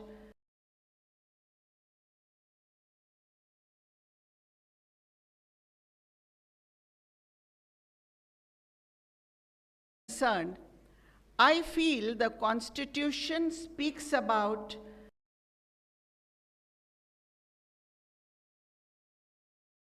very odd kind of position in society. Christian community, Muslim community, odd kind of position in society. There are Christian community, Muslim community, or other attacks on places of worship. There are mob lynchings. Seen a viral video of a woman attacks on places of worship, asking the students to slap. You must have seen a viral video of a woman because he belongs to who's asking the students to slap. This kind of hatred is being propagated child because the minority belongs to a certain community. This kind of hatred I was very surprised to see against the CBSE notification. The CBSE board, I was very surprised to see such a CBSE notification section of our society board where education is supposed to be such a pious and a noble sent a notification that all schools must make an exhibition of the horrors of partition. Sent a notification that all schools so that they see the pictures of the horrors of partition. What is the in front of little children? So that they see the pictures of what horrors were there should be bred against a certain community in this nation. The purpose is clearly that it is so dangerous that this is being done at a level where children are still growing up and their minds are still being formed. It is so dangerous that this is being done at a level where children are still growing up and their minds are still being formed. Thing that we should be talking about is about Bilkis Bano. The most important Bilkis Bano was thing that we should Gujarat killed a little baby of 3 years was killed, raped in a very brutal family way. Was raped and they were killed. Culprits baby of 3 years was killed and they were in a very brutal way. And the Gujarat government decided to see that convicted and they were in jail. And when they returned back to the Gujarat government, they were garlanded and they were honored because they did such a noble and they returned back to women of India. They were garlanded and they were honored because they did such a noble and a great thing by raping women of India. Is Bilkis Bano not a beti of this nation? I think we have to pay attention to this, and what is needed is, in order to identify backwardness, in order to make sure that it is implemented properly, in order to make sure that new social backwardness is not being created in this nation, we have to come up with a special mechanism in this nation. We have to insist on the government to build a mechanism that deals with social justice in the way it should be done, because it's always, I see in Parliament, it's a half-hearted approach. We always come up with one bill or the other which is giving reservation to a small community. Why cannot it be a wholesome thing? Just as Chhagan Bhujbal ji said, the Parliament is the institution which should actually now talk about increasing the limit of 50% that is there for reservations. Unless this limit is increased, and this is the right of the Parliament to do it, unless this is increased, we will not be able to give justice to all the communities that need reservations and they need special treatment in this nation to come up to the others so that India becomes an inclusive society and there is a real social justice in the real sense in this diverse nation. I know it is a very, very complex phenomena and there are so many challenges, but still I'm very, very happy that you have formed this federation and you have taken a step in this direction. We as me individually and from my party, we are always there for social justice. And thank you very much for having invited us here. Thank you. Thank you, Madam. I now invite our guest of honor, Honorable Mr. K. Keshav Rao, Member of Parliament from the BRS, to deliver an address.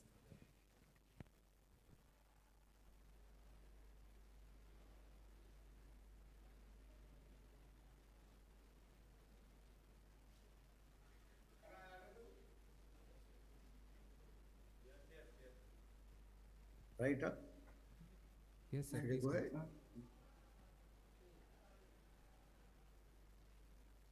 Am I audible to you all, please? With Mr. Wilson? Yes, sir. Yes, sir. Please go ahead. All right. Thank you very much for inviting me.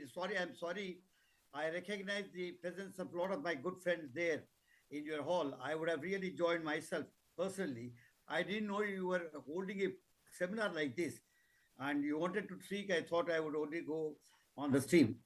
Anyhow, the question is about social justice, which we have earlier also have participated in one of your deliberations where I had given my views.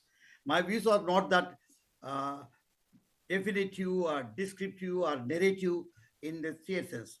I always get bothered, and despite all of us talking for this centuries, how come the social justice is justice? There's nothing like social justice, because society justice that you are asking for the people in a country like us, where absolutely 20%, 10% of people are poor, are rich, and others are really poor. We are talking about those sections. Then how come we have not been able to come out with some kind of a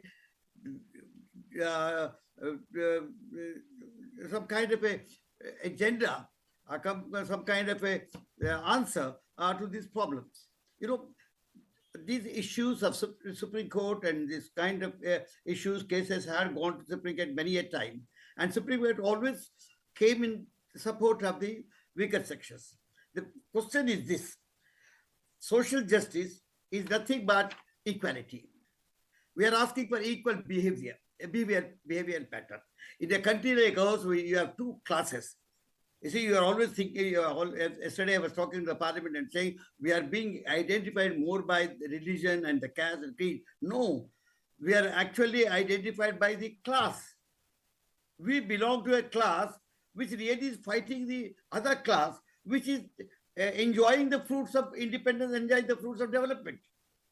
Today, you know, most of us know that 42 to 50% of the wealth of the country is in the hands of 1% of people. And the other thing, even 60% of the wealth is distributed among 3% of people.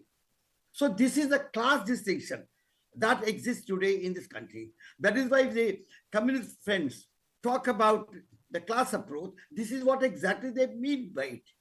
So we need to fight. Unfortunately, what has happened is caste has also become the class.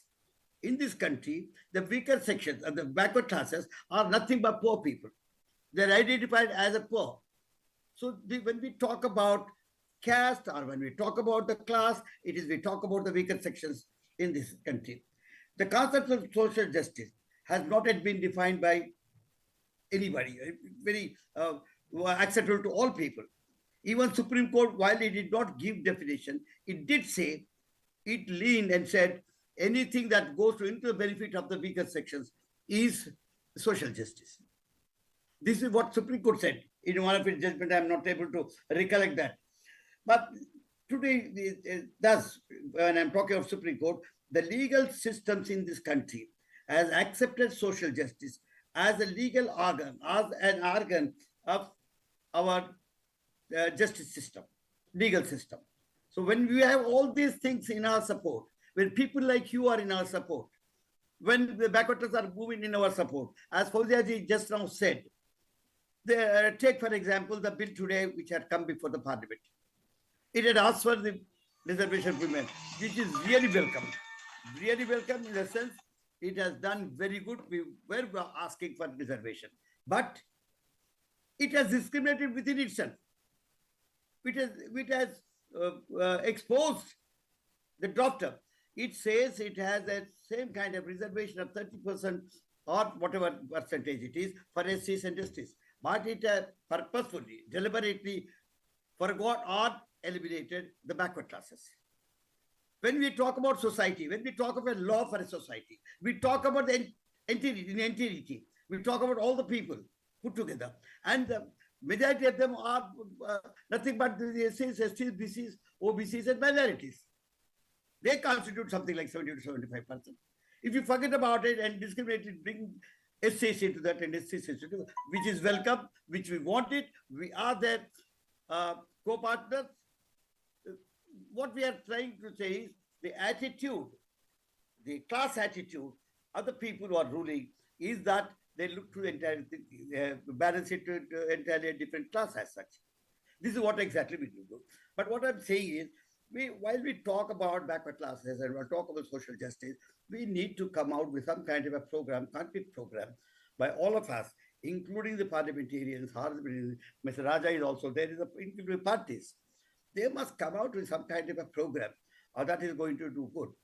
Now, of late, there has been a lot of discussion on some kind of a religion, Hinduism, and I'm not trying to get into that kind of a discourse, but I will tell you, the pernicious practices that this country had or adopted or practiced from the traditions, whom a person, no less than a person like Prime Minister, says all Sanatanis should join together, unite. That means what? It's a war crime. You are asking the Sanatanis join together as non-Sanatanis. This is exactly the attitude of the class. No, although I'm telling you here is a caste, it is a class. It is totally a prime minister coming and telling you. Now, what exactly it all does it all mean? When in Tamil Nadu, some kind of a slogan was brought out. Some friend of mine, as a minister, said that he doesn't believe in Sanatani, or he doesn't believe in anything. He said he doesn't believe in caste. We don't believe in caste. Let me make it so clear to you that there is a thing like a class, although Purcha Sukta, if you are trying to talk about Hinduism and say Hinduism never talked about it, it is Purcha Sukta which talked about it. And look into Rigveda, the 10th mandala. What he said, he talks about Sutta Mandala, Purcha Sukta, and he said Brahmin is separated, Kshatriya is separated, Vaishya is separated, Shudra, and everybody is created, but Shudra is born. That means there is no hierarchy, there is no upward movement in that.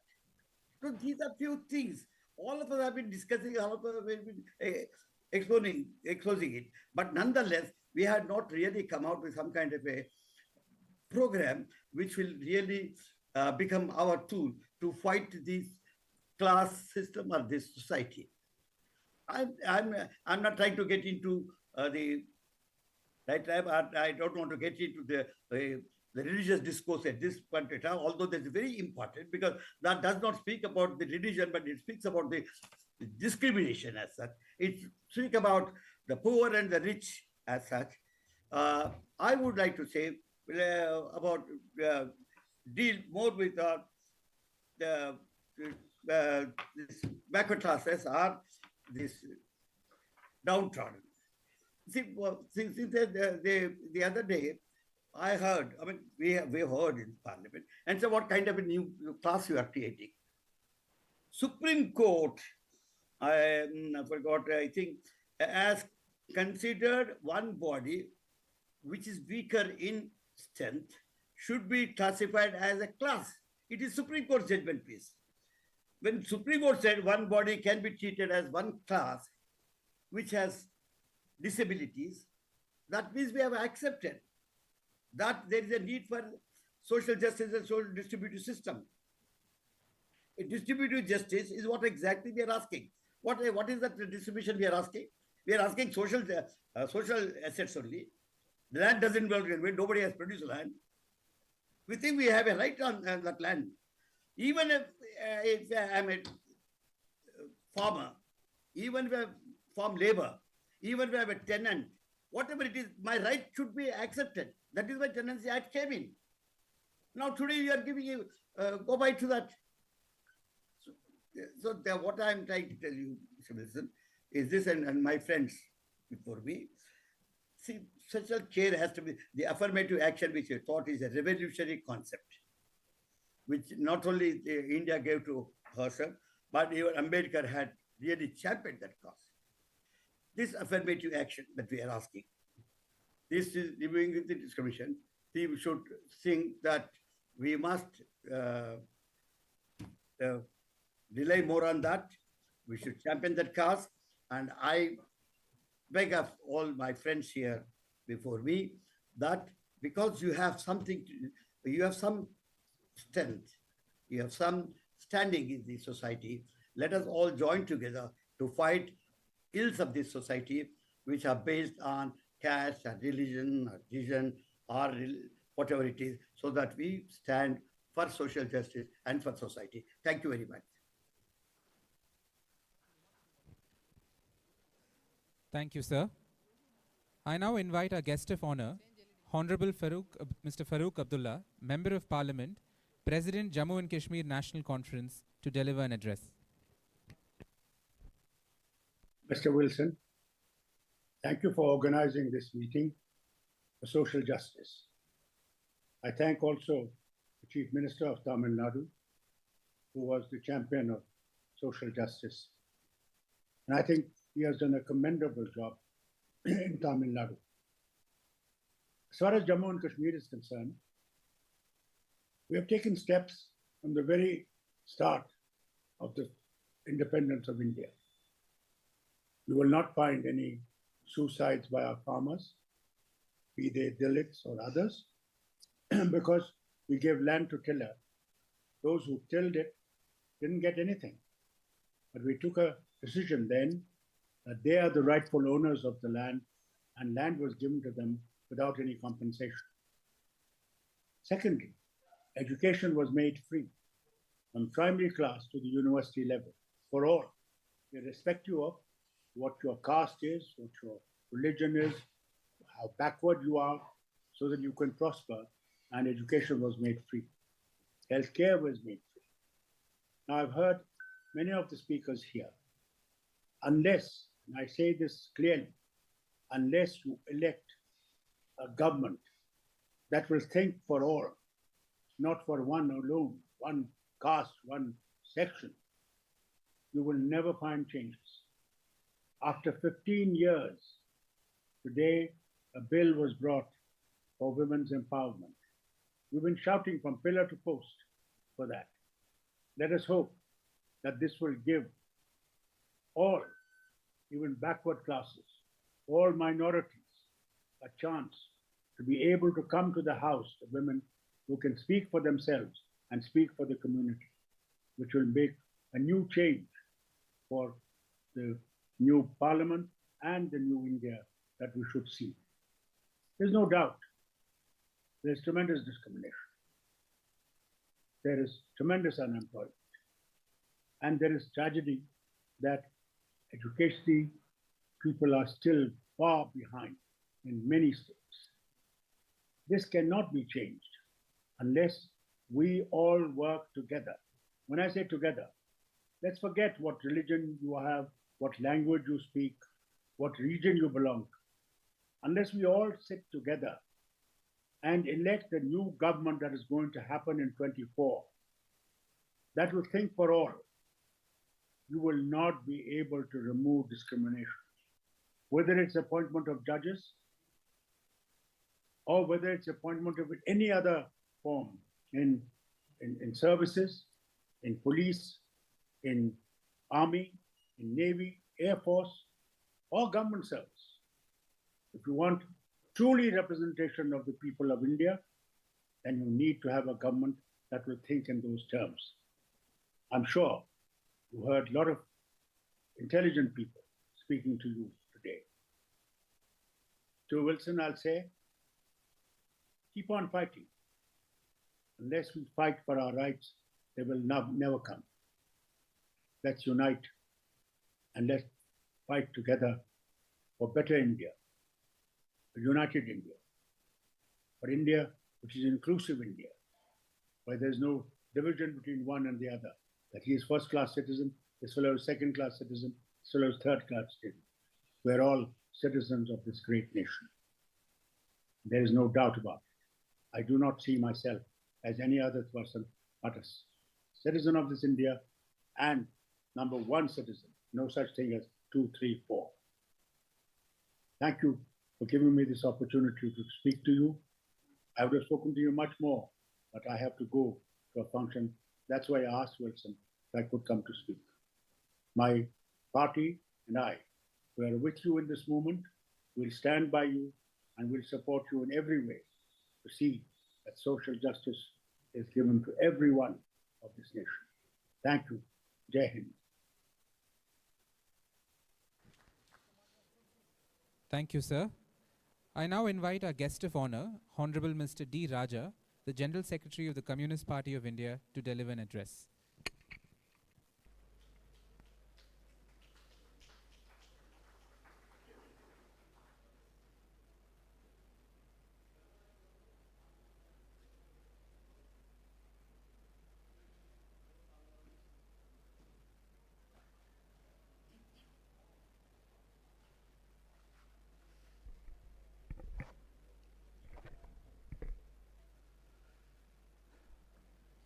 Respected leaders of different political parties, civil society organizations, friends and comrades. I was present in the first conference of this forum for social justice. Now I am present in the second conference. So I commit myself as one among you. My party is one among you in the struggle for social justice. At the outset, I take this opportunity to congratulate and thank the DMK President, Tamil Nadu Chief Minister, Thiru Stalin, for championing the cause of social justice in the given situation. Friends, comrades, social justice, what do we mean by social justice? Because justice is one, according to Dr. Ambedkar. It is social, political, and economic.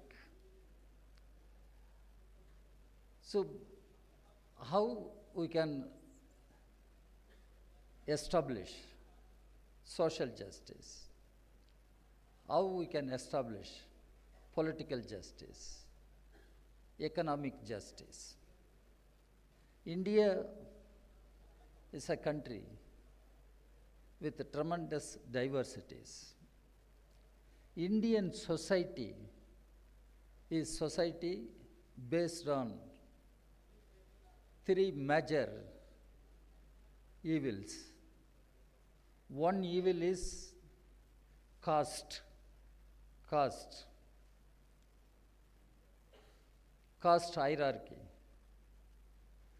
The other evil is class division, exploitation of the working people, their surplus value. The third evil is patriarchy, not giving adequate due place for our women and keeping women as underprivileged, or they cannot have equal rights with men, patriarchy. So these are the three major challenges: caste, class, patriarchy. How we are going to fight these evils? Unless we come together and fight against these evils, I do not think we can take the country forward. 2047, people may declare they would make India as a developed country. I would like to challenge them. 2047, of course, we will also be there. Would you guarantee the people of India that India would be free from caste hierarchy, free from class exploitation, free from patriarchy? How to fight? This is what Dr. Ambedkar warned when he moved the constitution, when he made that historic speech. Dr. Ambedkar said, India will be entering into a new life of contradictions. In politics, we will have equality. What does it mean? One person, one vote. But in social life, cultural life, we will not have any equality. One person, one value. When we are going to accomplish that? When we are going to accomplish one person, one value? Till that time, justice will be a big question. Again, Dr. Ambedkar, in the very preamble of the Constitution, made it clear: justice, social, political, and economic.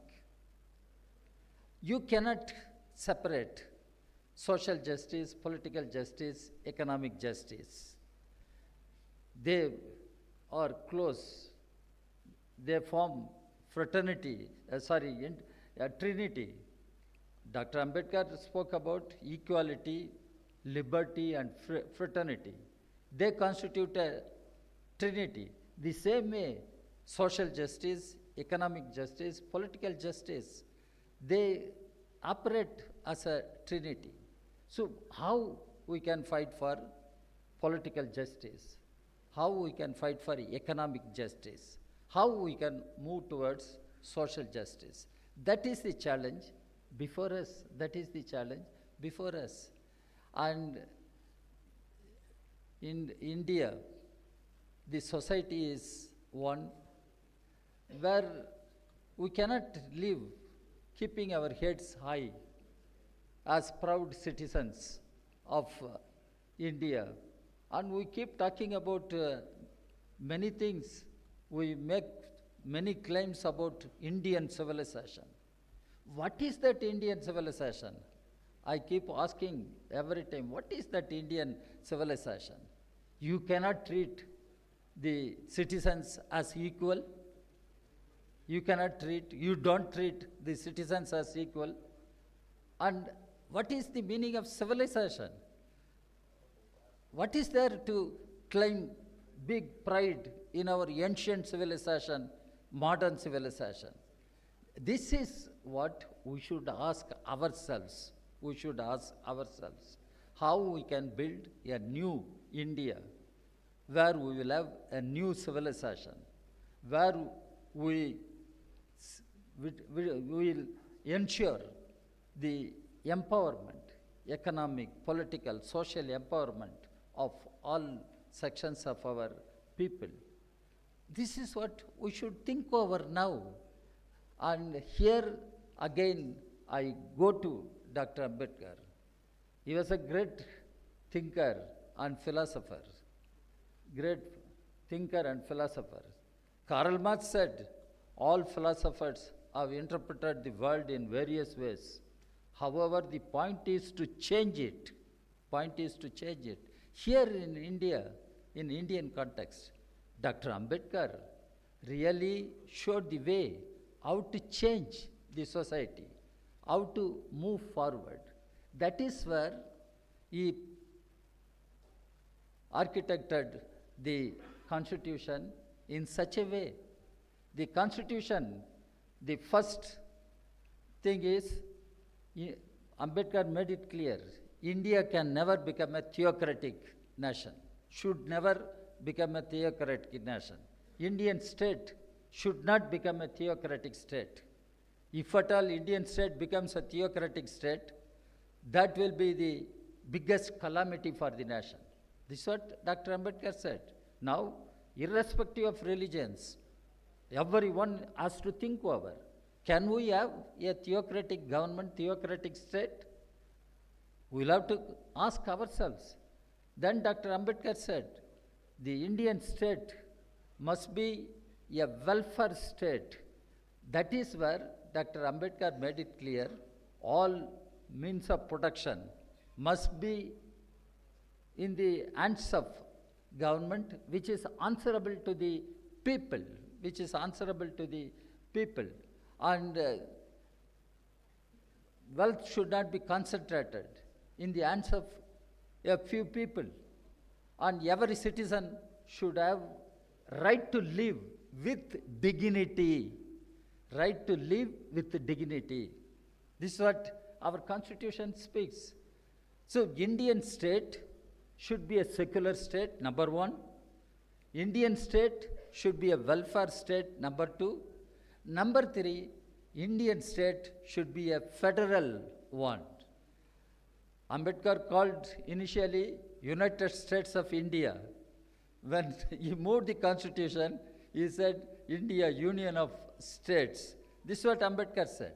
Now, as Indian citizens, as activists, what are we doing? Whether we preserve Indian state as a secular state, let us ask ourselves. Let us preserve Indian state as a welfare state. Then how come the corporate houses emerged and they are looting the nation, the people, as they like? And India feels proud. They are showing corporate owners, they are the richest people in the world. Let them show the whole nation how people of India are living. Education, employment, healthcare, housing, food, these are all the basic issues of livelihood of the people. They are not privileges for some section. They must be rights of the people. People should have the right to education, right to healthcare, right to employment, right to food, right to live with dignity. Why people cannot have such rights? That is what we should think over now. We should ask, and everyone is talking about reservation. Yes, it was a different time. Reservation was brought as a policy, an affirmative action to uplift the exploited, deprived sections of our society. SC, ST were given. Later on, OBC was given reservation. Even I used to break my head. Why the term OBC is used? Other backward classes. Then later on, I myself got convinced, SC, ST, they are already backward. But there are others who are also backward, other backward classes or communities. And reservation was brought as an affirmative policy. And reservation, all of us know, it is in the government institutions, jobs, educational institutions. But now, everything is privatized. Your education is privatized, healthcare is privatized, and what is happening to reservation? Even judiciary.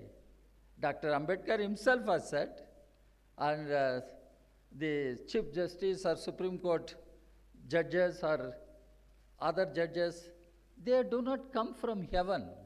They are also from our society from among us, and how to conduct judiciary. That's where even former President K.R. Narayan, even former Judge Mr. Sadashivam, everyone said that Indian judiciary should have a social representation. It must be socially representative, Indian judiciary. What can we say now? On reservation, nobody talks about reservation in private sector. Ask Mr. Modi.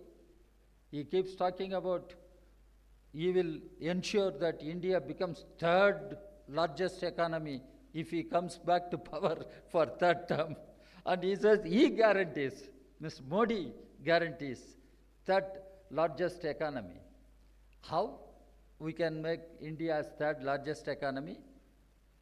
What about the SC, ST, OBC? How long we can call them as SC, ST, OBC? When we can start treating them as human beings, citizens of this country? They are not subjects of one government X or Y. They are citizens of this country, and they are children of this country. We are children of this country. And why we should be discriminated? Why we should be looked at as Dalits, Adivasis, or OBCs? What is this philosophy? What is this civilization? This is what we should ask. So it is a long-drawn battle, long-drawn battle. We can go on talking about economic reform, political reform, but they have no meaning unless you kill the monster. That monster is caste. Again, I'm not saying this. Dr. Ambedkar gave this warning. Wherever you go, that monster crosses your way. That monster is caste. Unless you kill that monster, no point in talking about political reform, economic reform. This is what Dr. Ambedkar said. This is what the society in which we are all living. This is the society in which we are all living. I am asking you an honest question. Do we ask our people to feel as normal human beings?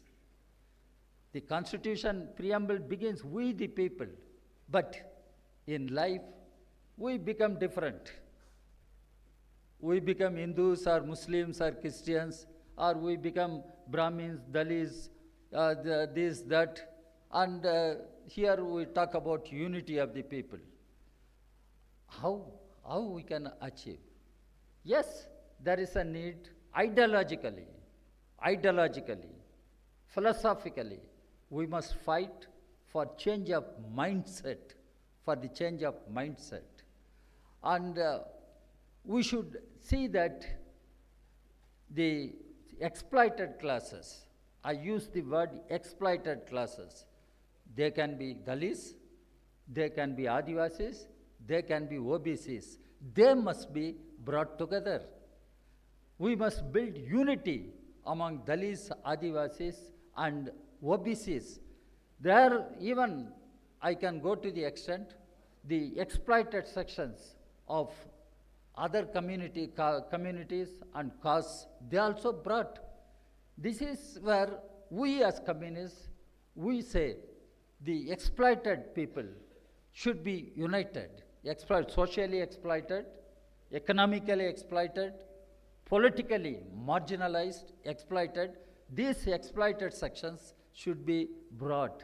And I use Marx, who said, let the world tremble at a communist revolution. Workers of the world, unite. You have nothing to lose except chains. Now in India, workers of India, the exploited people of India should unite. You have nothing to lose except chains. What are the chains? One chain is caste system. The other chain is class exploitation. The third chain is patriarchy. So unless we break these chains and liberate our people, social justice will remain a far-reaching goal. It will remain as a goal. And when we can achieve that goal, when we can move to the target, unless we break these chains. And social forum like this must intensify the ideological political campaign, and we must change the society in which we live. We must change. We must throw out governments if they do not act according to the constitutional values, the constitutional objectives. We should throw out. Now why we are coming together, why we are saying save India? Where is the danger coming to the country? Save India. From whom we want to change India? Save India. After saving India, where we are going to take India? How to change India? This is what we all should put our heads together. We all should put our heads together, and we should fight together, and we must save India, and we must change India. We must take our people forward, and our people,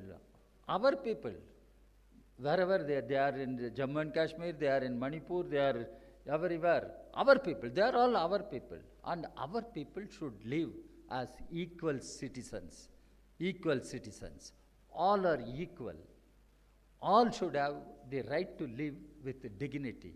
How we can ensure? That is the only way we can move forward to establish social justice.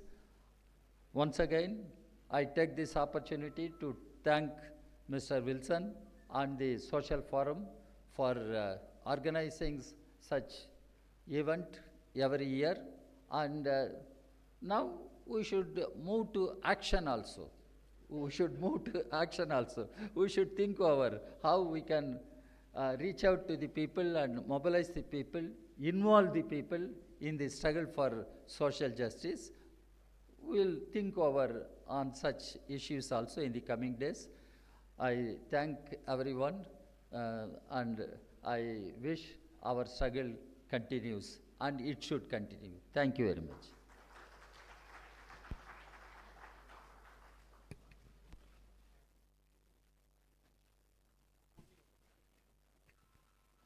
Thank you, sir. I now invite our guest of honor, Honorable Mr. Sitaram Yechuri, the General Secretary of CPI Marxist, to deliver a special address. Vanakkam. Thank you very much, Stalin and the DMK, for inviting me to participate in the second conference on social justice. Since last year, since the last conference, the situation has deteriorated even further. And in fact, what we have today is growing social injustice. We are moving further away, we meaning the country and the people are moving further away from the commitments and guarantees we had given to ourselves in the Indian Constitution. Apart from talking of liberty, equality and fraternity, we promise justice, and that justice is social, economic and political. In the last session of the Parliament, as the Modi government was announcing the various methods that they have taken, measures they have taken to improve the status of women in our country, what was the Parliament informed? The Union Home Ministry tabled this data in the Parliament, saying that 10,61,648 women above the age of 18 years and 2,51,430 girls went missing between 2019 and 2021. And most ghastly and frightening, what it shows, of 86 rape cases lodged daily, with 49 offenses against women per hour in 2021. The crimes against our tribal brothers and sisters has grown by 6.4%. Now this is the state of the most marginalized sections in our society and in our country. Social justice today assumes utmost importance. And that is also happening because what is the real status of our backward classes? The same Vishwakarma scheme was announced by the Prime Minister from the ramparts of the Red Fort on the Independence Day, saying 13 to 15,000 crores will be spent to help. This will be given to these artisans for their welfare. Now, what is the scheme that has been outlined in the Parliament now? That scheme is actually loans to be given to these sections, and loans at a 5% interest rate, not even interest-free loans. Now, these loans are supposed to help these artisans and these OBCs to improve their economic condition.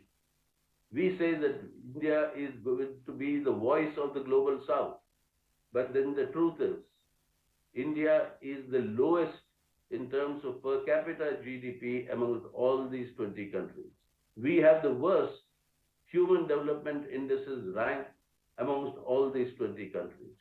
We have the lowest labor force participation rate among all these countries, which means the lowest percentage of people who are actually employed involved in productive work.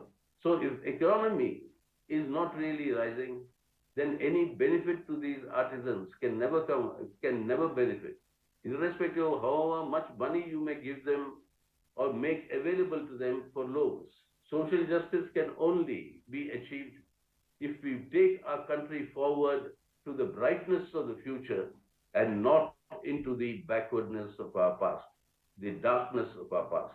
We look for the future. Stalin is an important member and leader of this India bloc, and all of us as part of this India bloc are working together to ensure that we have to save India today so that we can change India for the better tomorrow. And that better India will be an India that will be moving towards achieving social justice and against caste atrocities, against oppression on terms of caste, against oppression in terms of gender, against the oppression of your marginalized backward castes and Dalits, against oppression of our tribals, against oppression of women in general. So I join all the parties present here, and I will once again thank Stalin for giving this opportunity for the Communist Party of India Marxists to be part of this larger grouping in order to take the country forward into the brightness of the future and not the darkness of the past, and move towards achieving social justice. Welcome to all. Thank you, sir.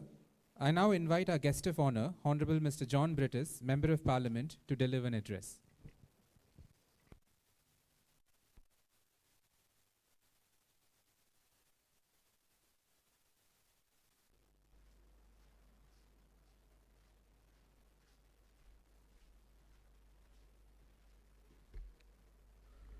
Respected leaders, brothers and sisters, I know this is not the time for a lengthy speech.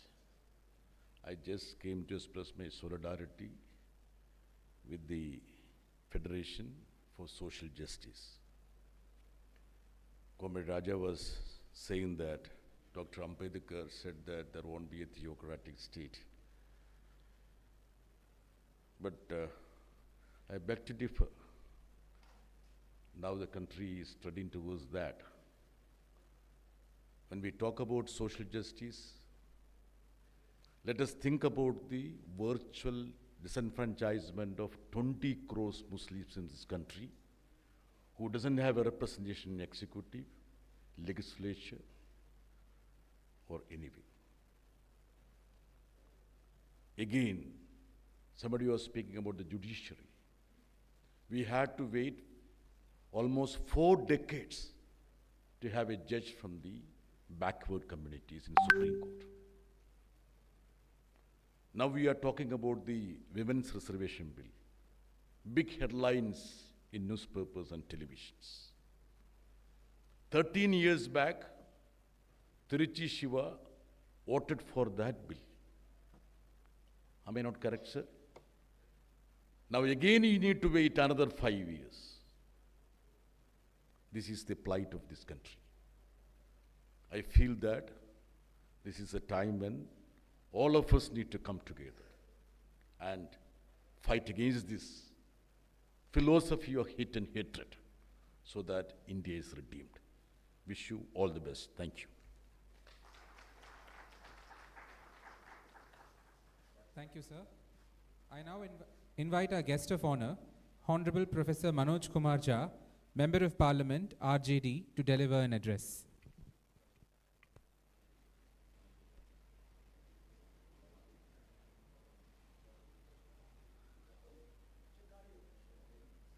Am I audible? Yes, sir. Please go ahead. Yeah. Thank you so very much. I must first congratulate Wilson ji and the entire DMK team for actually bringing us all together in a short duration of time in last 1.5 years. It feels very, very good. It feels great because as Britas said, I joined John Britas because I don't share the optimism of so many of my other speakers who have spoken before me. The fact of the matter is that people who want social justice, who want solidarity with social justice, they have to fight a very, very impossibly difficult battle. And that makes the task much more significant because this fight is not only in electoral arena. More often than not, we believe that if we change the government in 2024, everything shall be all right. Because the fight, when I say it is more in ideological arena, because the axis of that ideological arena had shifted. Now somebody makes a statement which is actually about the caste and what kind of havoc it has played. It is taken in North India with a different kind of color. That makes me worry, where have we headed? And in that note, I had quoted Kabir, that if Kabir comes back today and writes his own poetry today, he'll be arrested, he'll be under UAPA. Now, I don't say that in a lighter note. My second point I would raise is, we have a very strong ideological heritage, but our ideological heritage is not mainstreamed. Look at the way people, even today, we refer to Periyar. Or for that matter, let's forget Periyar, come back to Ambedkar. Whose birthday, whose Punyatithi is celebrated. But what kind of celebration? Go and garland the statue, never refer to what he actually meant. Udayanidhi was criticized in entire northern India. But if I today read the 22 vows of Ambedkar, do you think I'll be spared by the mainstream media, by the BJP government, by the RSS? These are the kind of ideological battles we have to continuously fight. Fight to make sure that we retain that heritage, and that heritage becomes a kind of source for us for our politics as well. Because our politics is different from the politics of others. Our politics is driven by the ideological spectrum which has a historical root. Now I'll just take 2 more minutes and say, today, Women Reservation Bill with a name Nari Shakti Vandan. You don't make bill as if you are chanting a slok or you are chanting a bhajan. Nari Shakti Vandan Adhiniyam, that has come in Lok Sabha. Now, what happens to if women reservation is all about deepening of democracy and broadening the horizon, giving it a rainbow color? Can it be possible without touch basing with the idea of representation for the OBCs, SCs and STs? And I go step forward, that don't tamper with the existing reservation for SCs and STs. Make sure that in the 33% which you are bringing, that should accommodate, apart from that, SC, ST and OBC. Our common demand should be this. Now, this can't be done unless the decadal census incorporates caste census.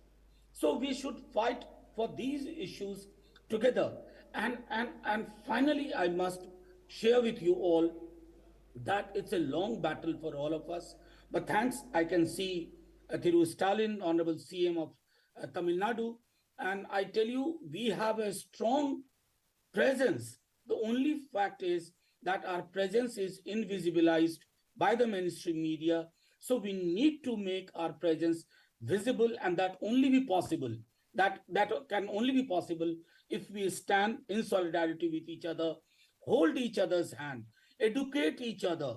Not everybody knows everything. Make them clarify the position inside the parliament, outside the parliament, and what it is said in English, don't leave your position. Stand with it. Thank you very much. Jai Hind.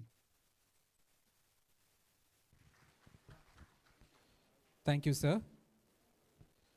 I now invite our honorable guest of honor, Mr. M. Veerappa Moily, former Chief Minister of Karnataka and former Union Minister, to deliver the keynote address.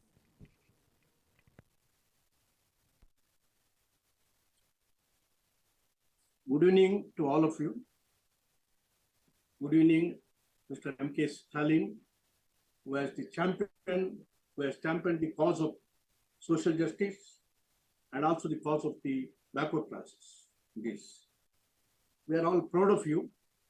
In fact, our Congress President, Mallikarjuna Kharge told me that I must congratulate you for organizing not only this evening's function, but also for the earlier function which you have done it. Maybe your movement may be a forerunner for the confederation of all political opposition parties today in the name of India.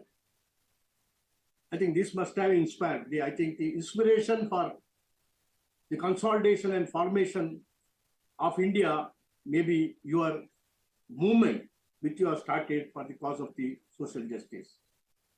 Our President Mallikarjuna Kharge has said that it is from his words, I'm telling you, social justice is not only a constitutional obligation, it's one of the duty of any government to ensure that socially oppressed sections of society are uplifted through special targeted schemes. In India, unfortunately, due to centuries of caste discrimination, there is a system of caste hierarchy in society still prevailing. It has not stopped, unfortunately. This hierarchy is also reflected in education, employment, and every sector and segment of the society.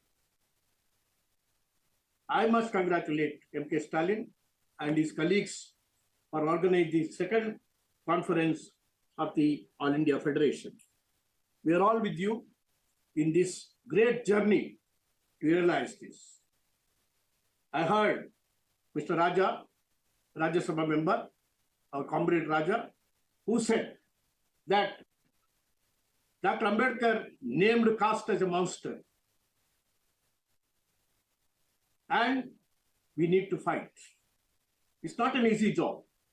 We have all, personally also, we have come to this stage after putting up a very great fight against this caste hegemony. In this country, in the society, everywhere you can find.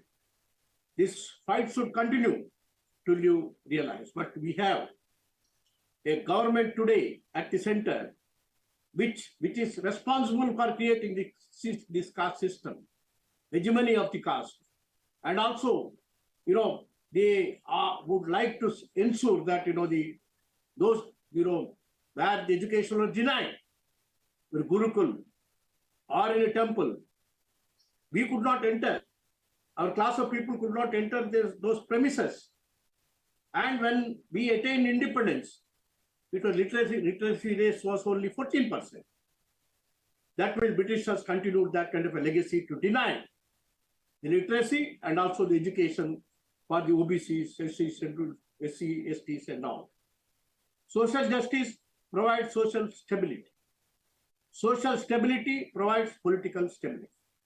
These are all the interconnected matters, and we need to work very seriously on this, and we should put up a united fight. And it is not only the representatives of various political parties who subscribe to this idea, but also the population behind this movement should also be united by a proper education and also proper training.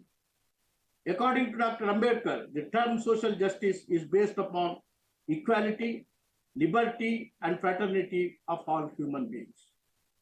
When this caste system, hegemony, the OBCs, and all these people, are put backward, denied with the basic elements of the social justice, how can there be equality, liberty, and fraternity? How can we attain their independence? I recall here the anecdotes of the Roman civilization, when there were two divisions, Praetorians and also plebeians. Plebeians as a working class. In a one fight when the Rome was attacked, plebeians said, we will not join the army. We will not fight for the country, because what do you have after the fight? What do you have? And when they are reluctant to do it, then the powers of positions were given to plebeians. That is the beginning of the history. But we need to continue and have social justice to ensure acceptability in a common society to all these classes who are deprived for centuries and centuries. One need not be diffident. Why should be the backward classes should be diffident? First, they should look at the history. I must come back to the history of Nanda dynasty. Before Christ, Mahapadmananda was a OBC, actually a barber community. Ruled India, and his dynasty ruled India for more than 250 years. It was the social and political stability provided by this regime which prevented Alexander the Great to enter this territory of this country. It's the OBCs who are in the forefront, prevent the foreigners at that time. And later, it was Mauryan Empire ruled India only when the empire collapsed. Foreigners, when they were entering, for almost 600 years in the BC, it is the OBCs who ruled this country, provided that kind of a social stability. And Jainism and Buddhism, the secular religions, prevailed, dominated the Indian scenery. What do you think of today, Indian territory? Who started? Who initiated? It is Nanda dynasty, followed with the Mauryan dynasty, who created the concept of India. None else. Thereafter, it was splintered into many small chieftains, and India, the concept was coined, and India was ruled. It is only by the backward classes, these two dynasties. This is the history. We need to, this during that time, in all this, we now talked of the religious fundamentalism. They demolished it during that time. That is how the Jainism and Buddhism could surface and rule this country. And we need to remember this. Again, in the south, there were Kakatiyas, again the backward classes, Cholas, Pandyas, Vijayanagara kingdoms, all by the scheduled castes or the backward classes that was ruled. So if India was united, India was given social justice. It is those periods, both in the south and also the north. And again, coming back to some backward class reservation, in the year 1915, Krishnadasa Wadaya was again who hailed from the backward classes. And in fact, one of the Diwans or the chief minister of that time, Mkstalin, he resigned because he never wanted social justice to be given to the backward classes. But it was Krishnadasa Wadaya who implemented first in the entire country because he was a backward class man. He implemented. Thereafter, it was Devarajas who implemented Hanadur Commission. It was third time, it was myself as the chief minister who implemented the Chinnapareddy Commission. First time the backward classes. In between, earlier or even thereafter, it was not the backward classes. Even though Supreme Court said every 10 years you have to renew it, add or delete, it was never acted upon even this country. That even the Supreme Court decision was not implemented. All these 40 years, because Supreme Court, as you know that all the judges, 80% of the judges are hailed from the backward classes. I mean, upper caste. It's only 18 to 20%. I want, as a law minister of the country, I wanted to change the collegium. As a law minister of the country, I wanted to bring, even I remember, Karunanidhi Saab, he also attended that conference which I called the Conference of the Chief Justice of India, Judges of the Supreme Court, and also the Judges of the High Court, Chief Justice of the High Court, and the Chief Ministers and the Law Ministers of various states participated in the conflict with Vijnana Bhavana. We took a historical decision that judiciary reforms will have to be implemented, which includes, in fact, Judicial Accountability Bill and new collegium, and also first time in history, we agreed on the implementation of the constitutional provision of National Judicial Service, so that we could have given the reservation to the OBCs and other categories of people. And none of those things have been implemented. Even though it came, we passed the act, but it was sabotaged by the present regime. And one more point I would like to say is Dr. Manmohan Singh, who appointed the oversight committee for implementation of the constitutional provision, that is the 27% of representation to OBCs in all the apex institutions like IIT, IIM, AIMS, and all these institutions. Because that time, I still remember that Supreme Court was about to crush that amendment, the constitutional amendment.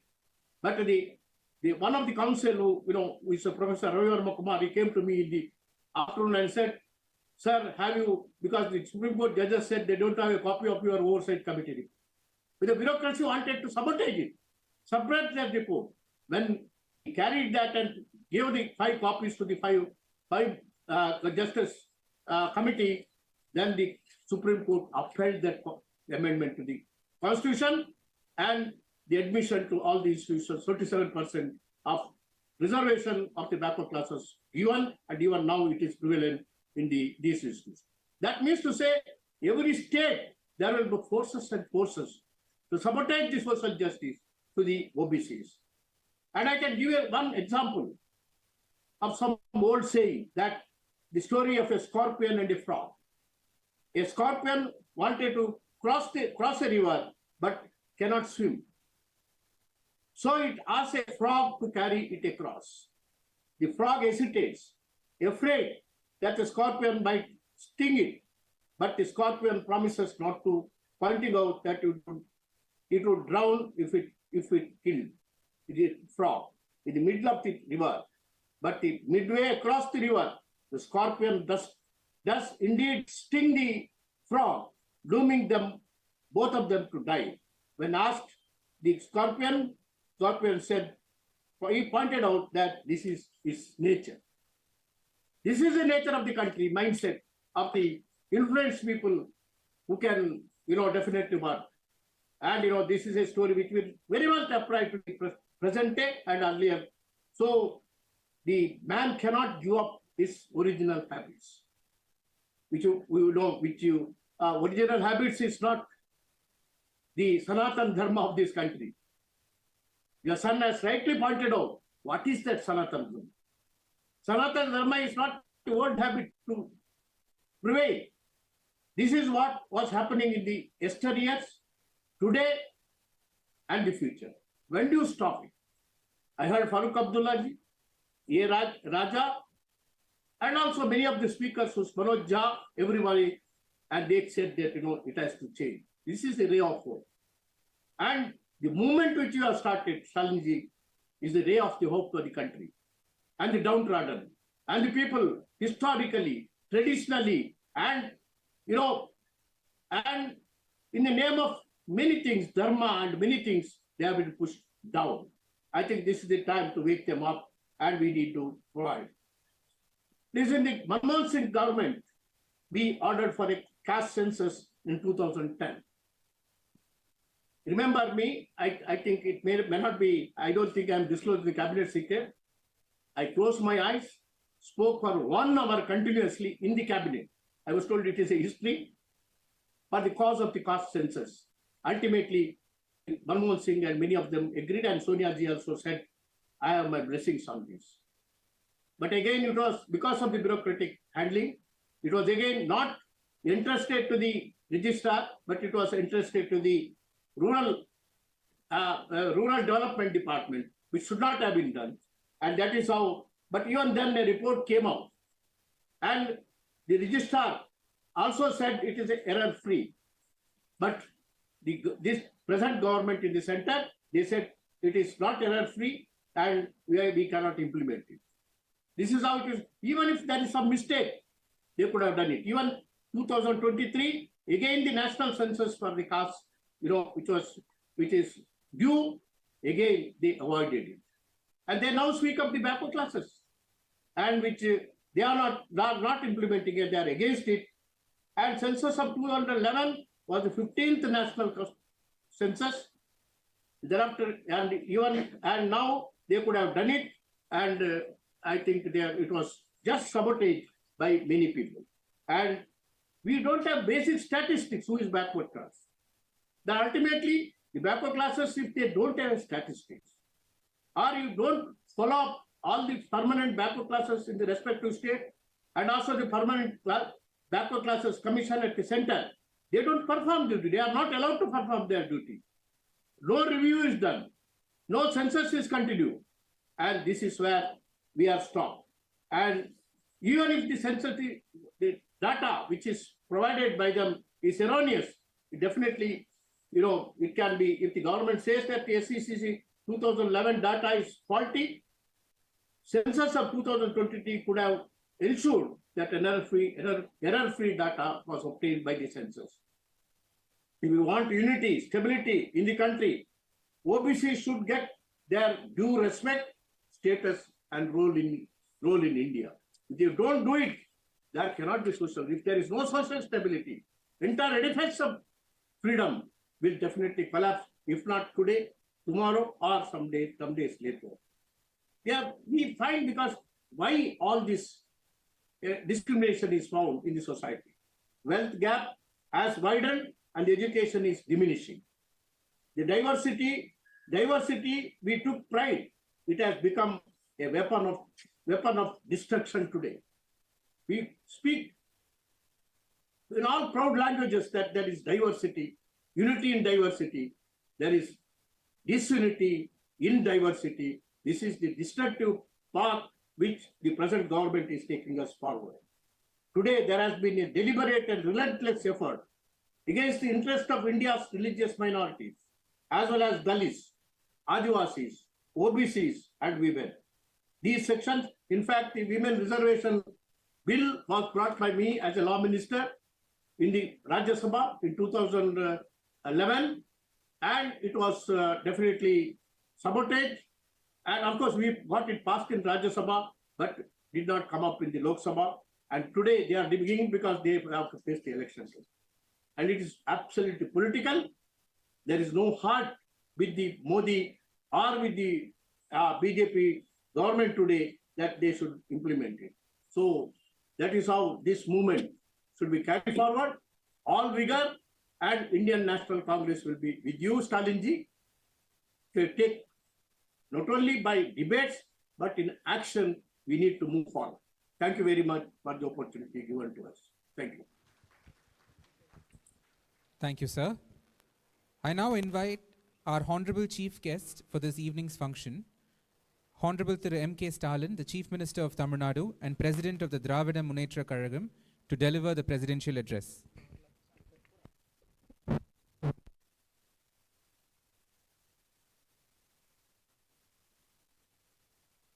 அன்புள்ள அகில இந்திய சமூக நீதி கூட்டமைப்பு நடத்தக்கூடிய மாபெரும் 2வது தேசிய மாநாட்டில் அனைவரையும் வரவேற்று உரையாற்றி இருக்கக்கூடிய நாடாளுமன்ற உறுப்பினர், அகில இந்திய சமூக நீதி கூட்டமைப்பினுடைய ஒருங்கிணைப்பாளர் திரு வில்சன் அவர்களே, மாண்புமிகு ஜார்க்கண்ட் மாநிலத்தினுடைய முதலமைச்சர் திரு ஹேமந்த் சோரன் அவர்களே, மாண்புமிகு பீகார் மாநிலத்தினுடைய துணை முதலமைச்சர் திரு தேஜஸ்வி யாதவ் அவர்களே, கர்நாடக மாநிலத்தினுடைய முன்னாள் முதலமைச்சர் திரு வீரப்ப மொய்லி அவர்களே, மார்க்சிஸ்ட் கம்யூனிஸ்ட் கட்சியினுடைய பொதுச் செயலாளர் திரு சீதாராம் யெச்சூரி அவர்களே, இந்திய கம்யூனிஸ்ட் கட்சியினுடைய பொதுச் செயலாளர் திரு டி ராஜா அவர்களே, சமாஜ்வாடி கட்சி தலைவரும் உத்தரப்பிரதேச மாநில முன்னாள் முதலமைச்சருமான திரு அகிலேஷ் யாதவ் அவர்களே, ஜம்மு காஷ்மீர் தேசிய மாநாட்டு கட்சி தலைவர் முன்னாள் முதலமைச்சர் திரு ஃபரூக் அப்துல்லா அவர்களே, மாநாட்டிலே பங்கேற்று சிறப்பித்துக் கொண்டிருக்கக்கூடிய மாண்புமிகு சாகன் புஜ்பால் அவர்களே, நாடாளுமன்ற உறுப்பினர்கள் ராம்கோபால் யாதவ் அவர்களே, திருமாவளவன் அவர்களே, சஞ்சய் சிங் அவர்களே, டாக்டர் கேசவராவ் அவர்களே, திருமதி பிரியங்கா அவர்களே, திரு மஸ்தான் ராவ் அவர்களே, திரு ஜவஹர் சிங் அவர்களே, திருமதி வந்தனா ஹேம்சந்த் சௌஹான் அவர்களே, திரு மனோஜ்குமார் அவர்களே, திரு ஜான் பிட்டோஸ் அவர்களே, திருச்சி சிவா அவர்களே, ராசா அவர்களே மற்றும் கழக நாடாளுமன்ற உறுப்பினர்களே, பல்வேறு அரசியல் கட்சி மற்றும் அமைப்புகளை சார்ந்திருக்கக்கூடிய தோழர்களே, சமூக ரீதியில் அக்கறை கொண்டிருக்கக்கூடிய பெருமக்களே, உங்கள் அனைவருக்கும் என்னுடைய வணக்கத்தை தெரிவித்துக் கொள்கிறேன். அகில இந்திய சமூக நீதி கூட்டமைப்பினுடைய 2வது மாநாட்டில் கலந்து கொண்டு உங்கள் அனைவரையும் சந்திப்பதில் மகிழ்ச்சி அடைகிறேன். கடந்த ஏப்ரல் 3ஆம் நாள் நடைபெற்ற முதல் மாநாட்டை தொடர்ந்து இப்பொழுது 2வது மாநாட்டிலும் கலந்து கொள்ளக்கூடிய வாய்ப்பை பெற்றிருக்கிறேன். சமூக நீதி பேசும் இடத்தில் நிச்சயமாக நான் இருப்பேன் என்ற அடிப்படையில் நான் பங்கெடுத்து உரையாற்றுகிறேன். சமூக நீதி, சோசியல் ஜஸ்டிஸ், மதச்சார்பற்ற அரசியல், செக்குலர் பொலிட்டிக்ஸ், சமதர்மம், சோசியலிசம், சமத்துவம், ஈக்குவலிட்டி, மாநில சுயாட்சி, ஸ்டேட் அட்டானமி, கூட்டாட்சி கருத்தியல், ஃபெடரலிசம், இவை உயிர் வாழும் இந்தியாவே. இணையற்ற இந்தியா என்பதால் இத்தகைய கருத்தியல்களை முன்னெடுக்க திராவிட முன்னேற்றக் கழகம் அகில இந்திய அளவில் சில கூட்டமைப்புகளை உருவாக்கி வருகிறது. அதில் மிக மிக முக்கியமானது இந்த சமூக நீதி கூட்டமைப்பு.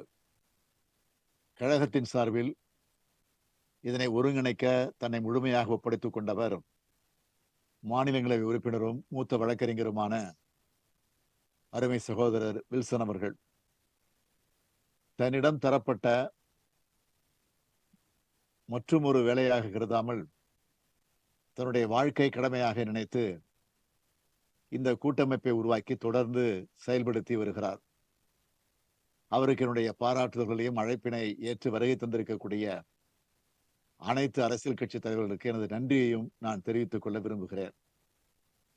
திராவிட முன்னேற்ற கழகத்தை பொறுத்தவரையில் சமூக நீதியைத்தான் இயக்கத்தின் இலக்கணமாக வைத்துள்ளது. இந்த இயக்கம் உருவாக காரணமே சமூக நீதிதான். சமூக நீதி, சமதர்ம சமுதாயத்தை அமைப்பதற்காகவே திராவிட இயக்கம் தோன்றியது. 1916ஆம் ஆண்டு தோற்றுவிக்கப்பட்ட தென்னிந்திய நல உரிமை சங்கம் எனப்படும் நீதி கட்சியானது சமூக நீதியை உருவாக்கவே தொடங்கப்பட்டது. சென்னை மாகாணத்தில் ஆட்சியை கைப்பற்றிய நீதி கட்சியின் ஆட்சியில் 1922ஆம் ஆண்டு அன்றைய முதலமைச்சர் பனகரசர் அவர்கள் வகுப்பு வாரி பிரதிநிதித்துவ உரிமை ஆணையை பிறப்பித்தார். அதுதான் இன்று வரை தமிழ்நாட்டில் தொடர்கிறது. தமிழ்நாட்டை பார்த்து பல்வேறு மாநிலங்கள் சமூக நீதியை வழங்கி வருகின்றன.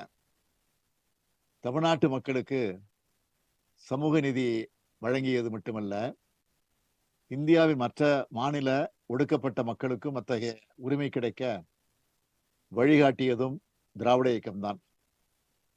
தமிழ்நாட்டில் நடந்த போராட்டங்களின் காரணமாகத்தான் இந்திய அரசியலமைப்பு சட்டமே முதல் முறையாக திருத்தப்பட்டது. சமுதாயத்திலும் கல்வியிலும் பிற்படுத்தப்பட்டவராக இருக்கும் எந்த சமூகத்தவருக்கும் செய்யும் சலுகைகளை அரசியல் சட்டத்தின் எந்த பிரிவும் தடுக்காது என்பதுதான் அரசியலமைப்பு சட்டத்தில் செய்யப்பட்ட 15(4) என்ற முதலாவது திருத்தம். இந்த திருத்தங்களுக்கு காரணம் ஹாப்பினிங்ஸ் இன் மெட்ராஸ் என்று நாடாளுமன்றத்தில் சொன்னார் அன்றைய பிரதமர் நேரு. சோசியலி அண்ட் எஜுகேஷனலி என்பதுதான் அரசியலமைப்பு சட்டத்தின் சமூக நீதி வரையறை. பிற்படுத்தப்பட்டோர் ஆணையம் அமைக்க அதிகாரம் அளிக்கும் இந்திய அரசியலமைப்பு சட்டத்தின் 340வது பிரிவில் சோசியலி அண்ட் எஜுகேஷனலி என்பதுதான் வரையறையாக உள்ளது. சோசியலி அண்ட் எஜுகேஷன் என்பதுதான் வரையறையாக உள்ளது. அதே சொல்தான் அரசியலமைப்பு சட்டத்தின் திருத்தத்திலும் சொல்லப்பட்டது. அதாவது சமூக நீதி எனப்படும் இடஒதுக்கீடு என்பதே சமூக ரீதியாகவும் கல்வி ரீதியாகவும் பின்தங்கியவர்களுக்கு தரப்பட வேண்டும் என்பதுதான் இந்திய அரசியலமைப்பு சட்டத்தின் வரையறை. இதனைத் தொடர்ந்து அகில இந்தியாவுக்குமான சமூக நீதி குரலை எங்கள் தலைவர் கலைஞர் அவர்கள் எதிரொலித்தார்கள். 14/10/1973 அன்று அலகாபாத்தில் உத்தரப்பிரதேச மாநில பட்டியலின பிற்படுத்தப்பட்டோர் மாநாடு நடந்தது. அதில் முதலமைச்சர் கலைஞர் பங்கெடுத்து உரையாற்றினார். தனது உரையின் முடிவில் இப்படி குறிப்பிட்டார் கலைஞர் அவர்கள். பட்டியலின பின்தங்கி கிடக்கின்ற சமுதாயத்திற்காக ஒன்றிய அரசினர் 2 முன்னெடுப்புகளை நினைவில் கொள்ள வேண்டும் என்று கேட்டுக்கொள்கிறேன். ஒன்றிய அரசு வேலைவாய்ப்புகளில் பட்டியலின மக்களுக்கு ஒதுக்கப்பட்ட இடம் ஒழுங்காக முழுமையாக நிரப்பப்பட வேண்டும். அதுபோல ஒன்றிய அரசாங்கத்தினுடைய வேலைவாய்ப்புகளில் இனிமேல் பின்தங்கிய மக்களுக்கும் ஒரு குறிப்பிட்ட அளவுக்கு இவ்வளவு இடம் என்று ஒதுக்கீடு செய்யப்பட வேண்டும். அதையும் ஒன்றிய அரசு உடனடியாக செய்ய வேண்டும் என்று முதலமைச்சர் கலைஞர் அவர்கள் உரையாற்றினார்கள். இதை வைத்துத்தான் 1978ஆம் ஆண்டு பி மண்டல் தலைமையில் பிற்படுத்தப்பட்டோர் நிலை குறித்து ஆராய ஆணையம் அமைக்கப்பட்டது. 1980ஆம் ஆண்டு பி மண்டல் அவர்கள் அறிக்கை கொடுத்தாலும் அது அமல்படுத்தப்படவில்லை. பிரதமர் வி.பி. சிங் அவர்கள் 1990ஆம் ஆண்டு மண்டல் ஆணையத்தின் பரிந்துரைகளை அமுல்படுத்த அழுத்தம் கொடுத்தவரும் தலைவர் கலைஞர் அவர்கள்தான். தமிழ்நாடு சட்டப்பேரவையில் இதற்காக தீர்மானமே நிறைவேற்றி வலியுறுத்தினார். பிற்படுத்தப்பட்ட வகுப்பு மக்களுக்கு ஒன்றிய அரசு கல்வியிலும் வேலைவாய்ப்பிலும் 27 விழுக்காடு இடஒதுக்கீடு கிடைத்தது. பிற்படுத்தப்பட்ட மக்களுக்கு சமூக நீதி அளித்த அந்த காரணத்திற்காகவே அன்றைய தினம் வி.பி. சிங் அவர்களுடைய ஆட்சியை பாஜக கவிழ்த்தது என்பதையும் உங்களுக்கு நான் நினைவூட்ட விரும்புகிறேன். இப்படி தொடர்ச்சியாக சமூக நீதியை நிலைநாட்ட நாம் போராடி வந்தாலும் சமூக நீதிக்கான தடைகளும் விழவே செய்கின்றன. இதில் பாஜக பெரிய அளவிலான தடுப்பு செயல்களை செய்து வருகிறது. சமூக நீதியை முறையாக பாஜக அமுல்படுத்துவது இல்லை. கடந்த 9 ஆண்டு காலத்தில் ஒன்றிய அரசின் துறைகளில் பிற்படுத்தப்பட்டோருக்கான 27 விழுக்காடு ஒதுக்கீடு முழுமையாக வழங்கப்படவில்லை. ஏழை எளிய பிற்படுத்தப்பட்ட பட்டியலின பழங்குடியின மக்கள் முன்னேறுவதை பாஜக விரும்பவில்லை. எனவேதான் அவர்கள் சமூக நீதிக்கு எதிராக இருக்கிறார்கள்.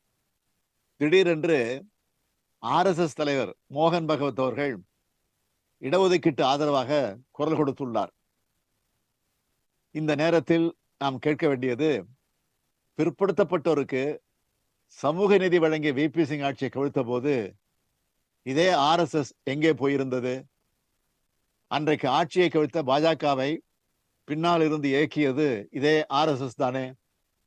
எனவே நாடாளுமன்ற தேர்தல் வரப்போவதால் விளிம்பு நிலை மக்களை ஏமாற்றுவதற்கு இப்போது மோகன் பகவத் இப்படி சொல்கிறாரே தவிர உள்ளார்ந்த ஈடுபாடு காரணமாக அவர் சொல்லவில்லை. பாஜகவுக்கு உண்மையிலேயே சமூக நீதியில் அக்கறை இருக்குமேயானால் 9 ஆண்டு கால ஆட்சியில் ஒன்றிய அரசு பணியிடங்களில் 27 விழுக்காடு இடஒதுக்கீட்டை முழுமையாக செயல்படுத்தியிருக்க வேண்டும். ஏன் ஒன்றிய அரசு அலுவலகங்களில் காலி பணியிடங்கள் அனைத்தையும் சமூக நீதி அடிப்படையில் அவர்கள் நிரப்ப வேண்டும். அதனை செய்வார்களா? சமூக நீதி என்பது ஒரு மாநிலத்தின் பிரச்சனை அல்ல, அனைத்து மாநிலங்களின் பிரச்சனையாகும். குறிப்பாக பாஜக ஆட்சியில் இருக்கும்போது இது அகில இந்தியாவிற்கும் பொதுவான பிரச்சனை. ஒவ்வொரு மாநிலத்திற்கும் சாதி வகுப்பு அளவீடுகள் வேறுபடலாம். எடுத்துக்காட்டாக தமிழ்நாட்டில் 69 விழுக்காடு இடஒதுக்கீடு செயல்பாட்டில் இருக்கிறது. அதேபோல் ஒவ்வொரு மாநிலத்திலும் இடஒதுக்கீடு வெவ்வேறு விழுக்காடாக இருந்தாலும் பிரச்சனை ஒன்றுதான், அதுதான் புறக்கணிப்பு. எங்கெல்லாம் புறக்கணிப்பு, ஒதுக்குதல், தீண்டாமை, அடிமைத்தனம், அநீதி இருக்கிறதோ அங்கெல்லாம் அதனை முறிக்கும் மருந்தாக இருப்பதுதான் சமூக நீதி. பட்டியலின பழங்குடியின மக்களின் இடஒதுக்கீடு முறையாக வழங்கப்பட வேண்டும். பிற்படுத்தப்பட்டோர், மிகவும் பிற்படுத்தப்பட்டோர் இடஒதுக்கீடு முறையாக வழங்கப்பட வேண்டும். இவற்றை அகில இந்திய ரீதியில் கண்காணிக்க வேண்டும், சமூக ரீதியாகவும் கண்காணிக்க வேண்டும். திராவிட முன்னேற்றக் கழக ஆட்சிக்கு வந்ததும் ஆதிதிராவிட பழங்குடியின ஆணையத்தை அமைத்தது, சமூக நிதி ஆணையத்தை அமைத்தது, சமூக நிதி கண்காணிப்பு குழுவை அமைத்தது. இந்த கண்காணிப்பு குழு கல்வி, வேலைவாய்ப்பு, பதவிகள், பதவி உயர்வுகள், நியமனங்கள் ஆகியவற்றில் சமூக நிதி அளவுகோல் முறையாக முழுமையாக பின்பற்றப்படுகிறதா என்பதை கண்காணிக்கும், வழிகாட்டும், செயல்படுத்தும். இவை சரியாக நடைமுறைப்படுத்தாவிட்டால் உரிய நடவடிக்கை எடுக்க அரசுக்கு பரிந்துரை செய்யும். இதுபோல அனைத்து மாநிலங்களிலும் குழுக்கள் அமைக்கப்பட வேண்டும். அகில இந்திய அளவில் இந்த குழு நிச்சயம் அமைக்கப்பட வேண்டும். இந்த கூட்டத்தின் வாயிலாக நிறைவேற்றப்பட இருக்கும் தீர்மானங்களை நாம் அனைவரும் இணைந்து முன்னெடுக்க வேண்டும்.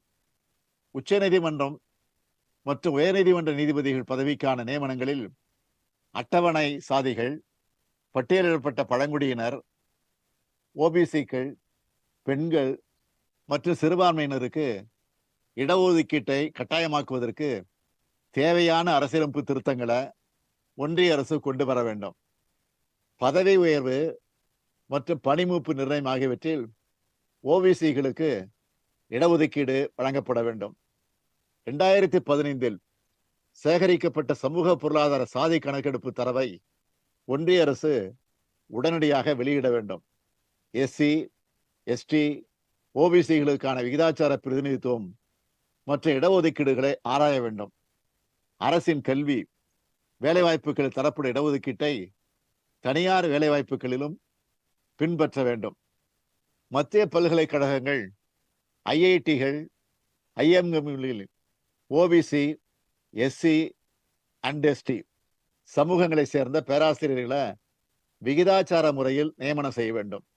ஐஐடி, ஐஐஎம் மற்றும் ஐஐஎஸ்சி போன்ற முதன்மையான கல்வி நிறுவனங்களுக்கான சேர்க்கைகளில் ஓபிசி, எஸ்சி மற்றும் எஸ்டி மாணவர்களுக்கு விகிதாச்சாரப்படி உரிய முன்னுரிமை அளிக்க வேண்டும். எஸ்சி, எஸ்டி, ஓபிசி ஊழியர்கள் மற்றும் பணியாளர்களின் குறைகளை தீர்ப்பதற்கு ஒரு சமூக நீதி குழு இருக்க வேண்டும். 50 விழுக்காடு என்றுள்ள இடஒதுக்கீடு உச்சவரம்பு நீக்கப்பட வேண்டும். தமிழ்நாட்டில் உள்ளது போல ஒன்றிய அளவில் ஒன்றிய அரசின் கல்வி மற்றும் வேலைவாய்ப்புகளில் இடஒதுக்கீடு முழுமையாக செயல்படுத்தப்படுவதை உறுதி செய்திட அகில இந்திய அளவில் சமூக நீதி கண்காணிப்பு குழுவினை நியமிக்க வேண்டும். இவை உள்ளிட்ட பல்வேறு தீர்மானங்களை நிறைவேற்றப்பட்டுள்ளன. இவை அனைத்தையும் செயல்படுத்தி காட்ட வேண்டும். அதிலும் குறிப்பாக மிக முக்கியமாக இடஒதுக்கீடு வழங்குதல் என்பது மாநில அரசுகளின் கையில்தான் இருக்க வேண்டும். இடஒதுக்கீடு வழங்கும் அதிகாரம் மாநிலங்களிடம் இருக்க வேண்டும். தமிழ்நாடு மாநிலத்தில் 69 விழுக்காடு இடஒதுக்கீடு உறுதி செய்யப்பட்டது. சில மாநிலங்களில் 50 விழுக்காடு உள்ளது. அந்தந்த மாநிலங்களின் மக்கள் விகிதாச்சாரம் அடிப்படையில் வழங்கப்பட வேண்டும். எனவே 50 விழுக்காட்டுக்கு மேல் இடஒதுக்கீடு அளவீடு போகக்கூடாது என்று சொல்வதும் சரியல்ல. இடஒதுக்கீடு மாநிலங்களின் உரிமை என்று அதிகாரத்தை மாற்றி வழங்கினால்தான் அந்தந்த மாநிலங்கள் தங்கள் மாநில மக்களுக்கு உரிய இடஒதுக்கீட்டினை வழங்க முடியும். இந்தியாவில் உண்மையான கூட்டாட்சி கருத்தியல் மலர்ந்தாக வேண்டும். நாம் மேற்கண்ட சமூக நீதி தீர்மானங்களுக்கு செயல் வடிவம் கொடுக்க உழைப்போம். இந்திய நாட்டு மக்கள் அனைவரும் சமூக நீதி பெருவாழ்வு வாழ பாடுபடுவோம். நன்றி, வணக்கம்.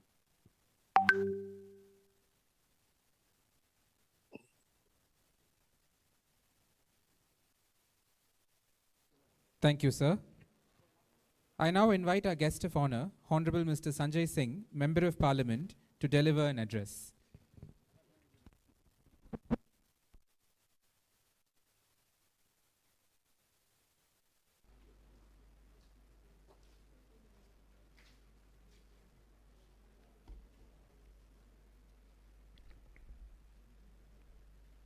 सबसे पहले मैं बहुत बहुत बधाई और धन्यवाद देना चाहता हूँ पी विल्सन साहब को कि वो ऐसा मौका हम लोगों को देते हैं बोलने के लिए, और के स्टालिन साहब का संबोधन अभी हुआ। हम लोग जब सोशल जस्टिस पे बात करने के लिए इकट्ठा हुए हैं, ऐसे समय में बहुत सारी घटनाएं देश में हैं जो हमको झकझोर के रख देती हैं। जब हम देखते हैं कि गुजरात के अंदर एक अनुसूचित जाति के बच्चे ने गेंद को छू लिया तो उसका अंगूठा काट लिया गया।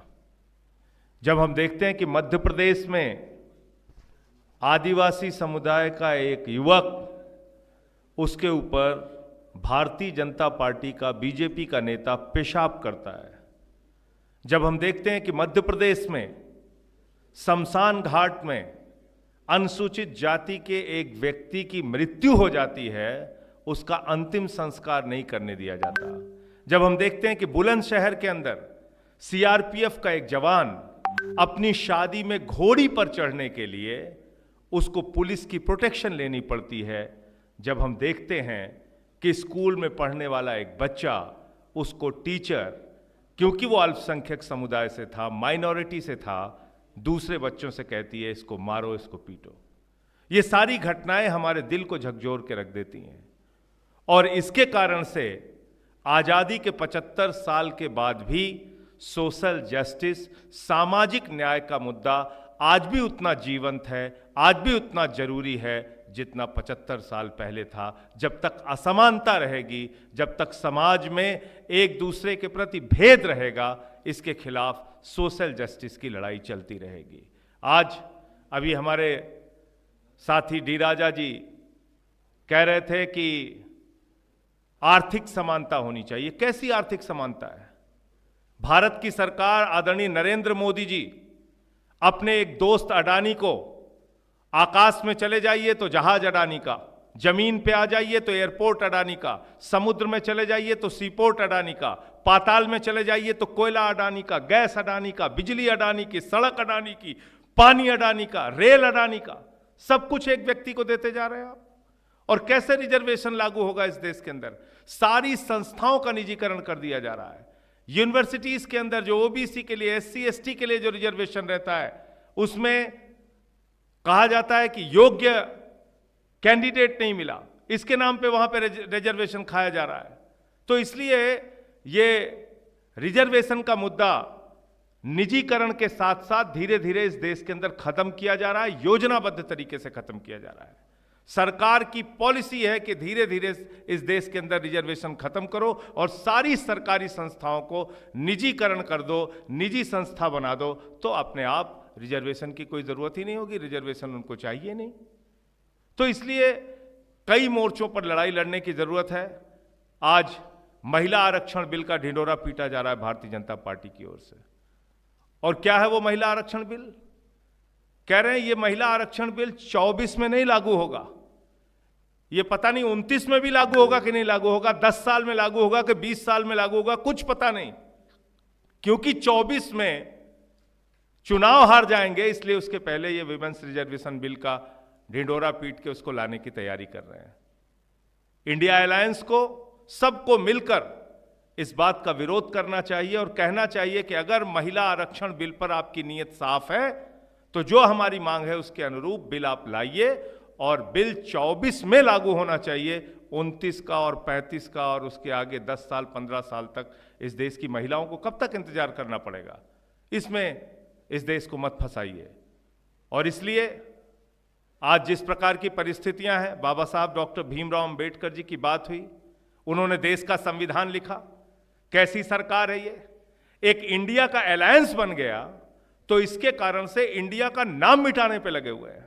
कह रहे हैं इंडिया नाम कॉन्स्टिट्यूशन से हटा देंगे। 900 बार इंडिया का शब्द कॉन्स्टिट्यूशन में यूज किया गया है। आर्टिकल 1 कहता है India that is Bharat shall be A union of states. आप उसी को चेंज करना चाहते हैं, इंडिया नाम से आपको नफरत हो गई। तो इसलिए ये न तो धर्म के हैं न संविधान के हैं। ये लोग प्रभु श्री राम के मंदिर में चंदा चोरी का मामला इनका सामने आया था, उसको हमने उजागर किया। तो न राम के हैं, न आम के हैं, न किसी काम के हैं।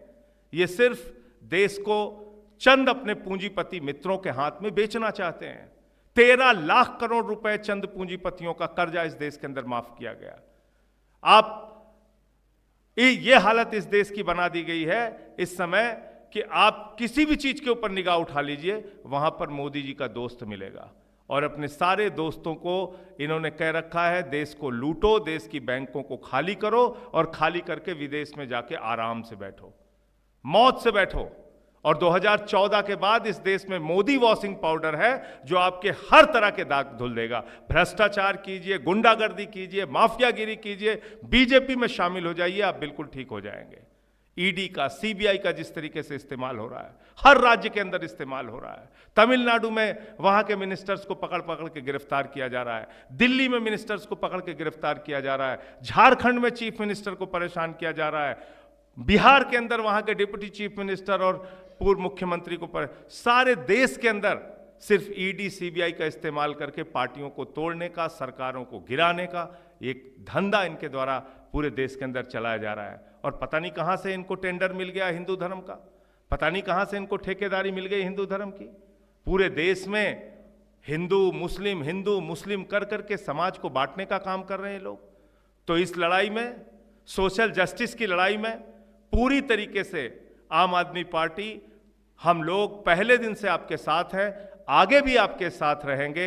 ये बात जो कही जाती है कि रिजर्वेशन रिजर्वेशन रिजर्वेशन, इसकी सच्चाई आज भी आजादी के 75 साल के बाद भी अगर आप देखेंगे तो 57% लोग सरकारी नौकरियों में अपर कास्ट के हैं, 17% ओबीसी के हैं और 17% एससी के हैं। ये सच्चाई बताता है कि आजादी के 75 साल के बाद भी 57% लोग, 57% लोग अपर कास्ट के आज भी सरकारी नौकरियों में हैं। और इतना रिजर्वेशन को लेकर हल्ला मचाया जाता है, उसके बावजूद ओबीसी 17% और एससी 17%। ये रिजर्वेशन की सच्चाई है। तो कई मोर्चों पे हम लोगों को लड़ने की आवश्यकता है और इस लड़ाई में आपके साथ हैं। फिर से एक बार एमके स्टालिन साहब का, डीएमके का और विल्सन जी का हृदय की गहराइयों से धन्यवाद देना चाहता हूं, आभार व्यक्त करना चाहता हूं कि आपने इतना बड़ा मंच हम लोगों को दिया, हम लोगों को बुलाया। आदरणीय राम गोपाल यादव जी बैठे हुए हैं, जब अभी चर्चा हो रही थी महिला आरक्षण पे, इन्होंने बहुत सारे वैलिड पॉइंट उठाए। मुझे लगता नहीं कि इस रिजर्वेशन बिल में उसको कहीं से जगह मिलेगी, और अगर नहीं मिलेगी तो इनके साथ मिलके हमारी पार्टी विरोध भी करेगी। इंडिया अलायंस, हम लोग सब लोग मिलके इसका विरोध भी करेंगे। हाँ, ये बात जरूर है कि मुझे इन्होंने सस्पेंड करके बाहर रखा हुआ है। जो भी इनके खिलाफ बोलता है, जो भी अडानी का इशू उठाता है, उसको सस्पेंड करके बाहर कर दो, ये एक इनकी नीति बन गई है। तो उसकी कोई चिंता नहीं है, हम लोग आपके साथ हैं। बहुत बहुत धन्यवाद। Thank you, sir. I now invite our guest of honor, Honorable Professor Ram Gopal Yadav, Member of Parliament and Secretary General of the Samajwadi Party, to deliver the special address.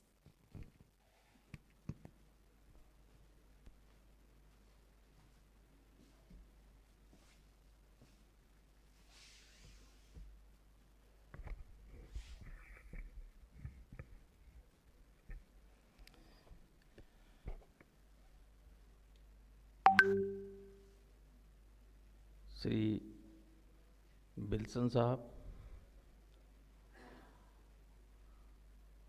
Honorable Chief Minister of Tamil Nadu, Mr. Stalin,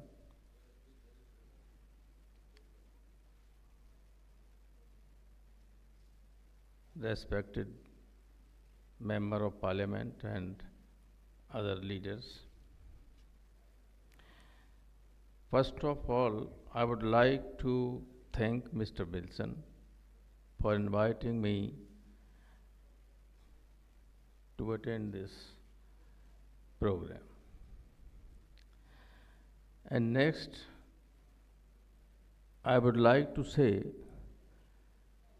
that Tamil Nadu is the source of inspiration for the people who are working for social justice in India. They have done a remarkable job. If the people of northern India learn something from South, then this evil of communalism would have been eradicated a few years back. One thing I would like to say at this point of time, this our state, I am coming from Uttar Pradesh as Sanjay Singh. This is the laboratory of experiments for communal forces, because Ayodhya, Kashi and Mathura, all three are there in Uttar Pradesh. And we know, as Sanjay Singh know, it is very difficult for we people there. If a small statement comes, it is then we will have to fight on their pitch. इसलिए we have to be very alert before 24. In the name of Ram Temple, in the name of other religious deities, whether it is Baba Vishwanath Mandir, you see how the judges are doing there. The most unfortunate thing is, when Samvidhan was enacted, judiciary was supposed to be independent. And it was said that if a state does some injustice to an individual, then one individual can fight an entire force of a state with the help of judiciary. But it is not so. How many people are capable of going to the Supreme Court? For one appearance, a good lawyer charges 15 lakh for one appearance. How many people can? How they can get the justice? This is the state of affairs. So my opinion is, until unless we get or we give political justice to the downtrodden, backward, scheduled caste, scheduled tribes, we will not be able to reform anything. In the state of Uttar Pradesh, if we go for a movement, if we march in a protest, false cases and serious sections are registered, charge sheet is submitted very quickly, and the political leaders are sentenced to jail. If they are MLAs or MPs, then for more than 2 years, so that their membership is. Some Azam Khan and son, they have been disqualified. Some other MLAs, but the judges of Munsif Panjab State or CJM, ACJM type, they are still have some bone. They are not spineless. So in some cases, they sentence the MLAs, but for less than 2 years. So they have created a terror. If we go that give reservation to OBC Beeman, case will be registered. Now we are, all the important opposition parties are in India alliance.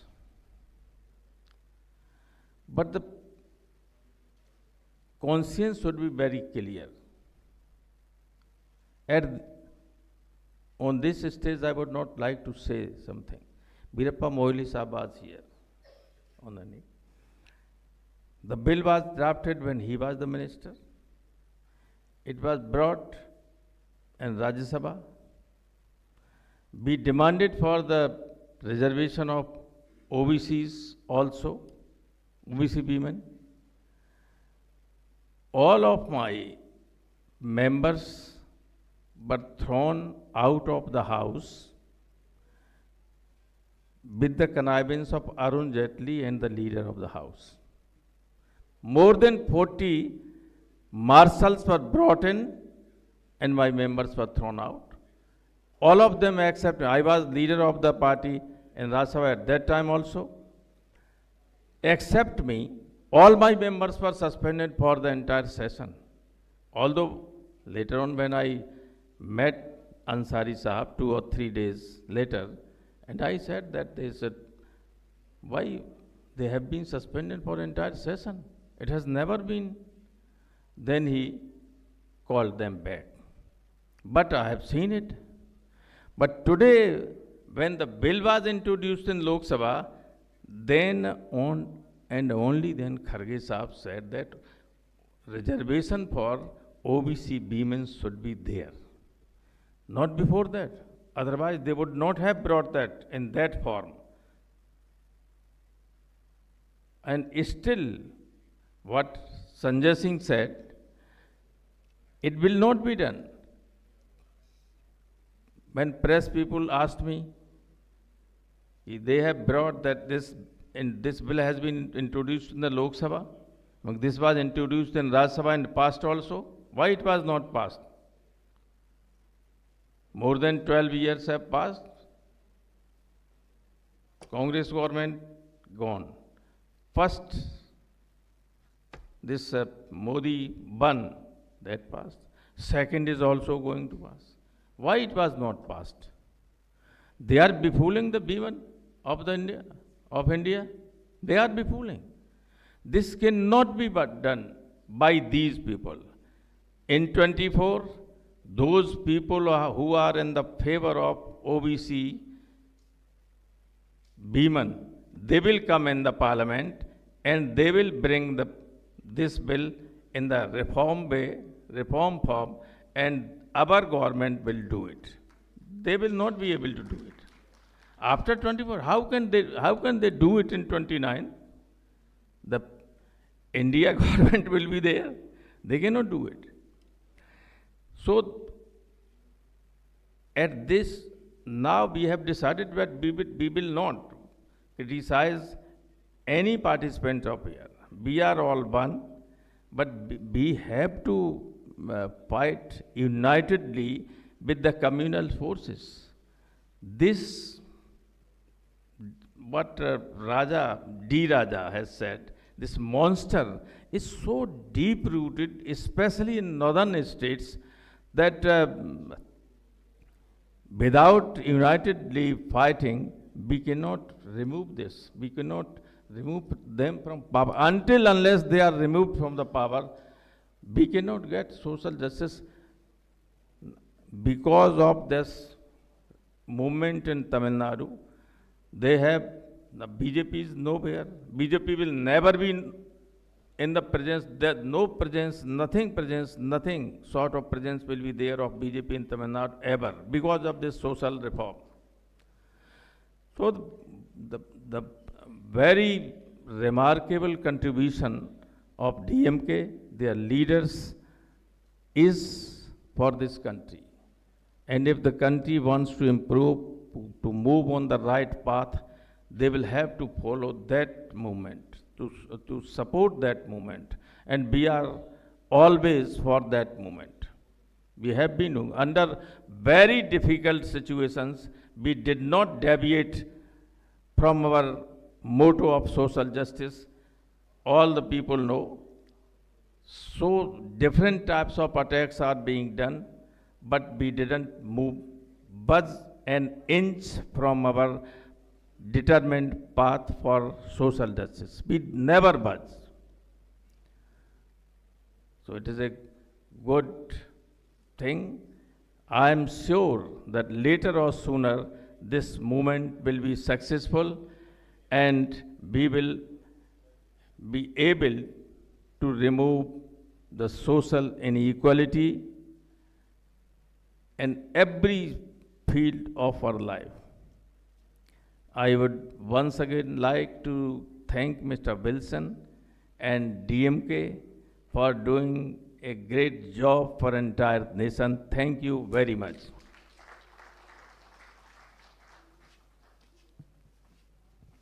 Thank you, sir.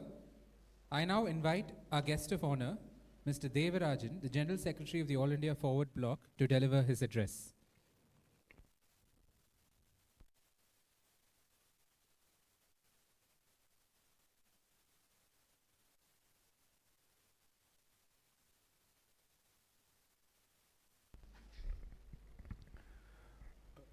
Respected Shri Wilson, Member of Parliament and the convener of this All India Federation for Social Justice, and other dignitaries, honorable members of Parliament, ladies and gentlemen. It is already 9 o'clock. It is not the time for a speech. Only thing I would like to say that I am grateful for DMK and the member of this federation, through Stalin, for keeping or holding high the banner and flag of this social justice movement. So I would like to extend my sincere gratitude to Mr. Wilson also for bringing so many political parties and honorable members of parliament for this event. And only one point I would like to make here is that whenever we talk about social justice, we are talking about caste discrimination and reservation. I think that the social justice involves this gender justice, land reforms, and economic empowerment. So we should focus upon all these 5 issues whenever we talk about social justice. It is also important. And I am reiterating, because as Mr. Wilson said, that this conference is meant for 2 issues, that want to reaffirm our solidarity for this movement of social justice. Second, how we can propagate this idea of social justice in the ensuing election. Once again, I am giving assurance and reaffirming our solidarity with the DMK, the party founded by Netaji Subhash Chandra Bose and nurtured by Pashumban Muthuramalingam Thevar, that we will be with you for this moment. Thank you very much. Good night.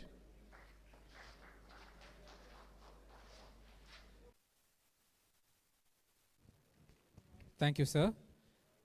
I now invite our guest of honor, Honorable Mr. B. Mkstalin Rao, Member of Parliament from the YSRCP, to deliver his address.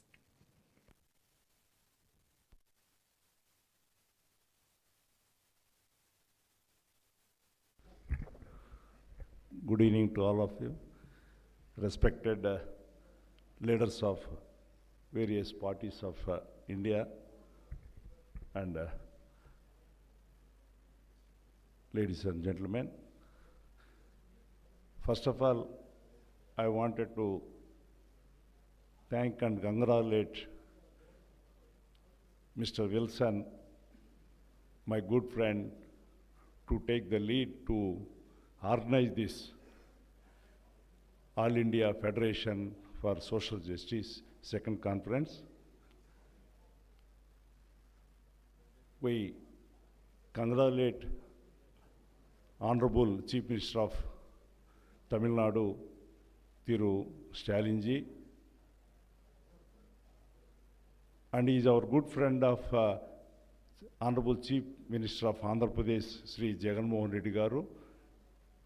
Mr. Jagan Mohan Reddy, our Honorable Chief Minister, particularly asked me to participate in this second national conference for social justice.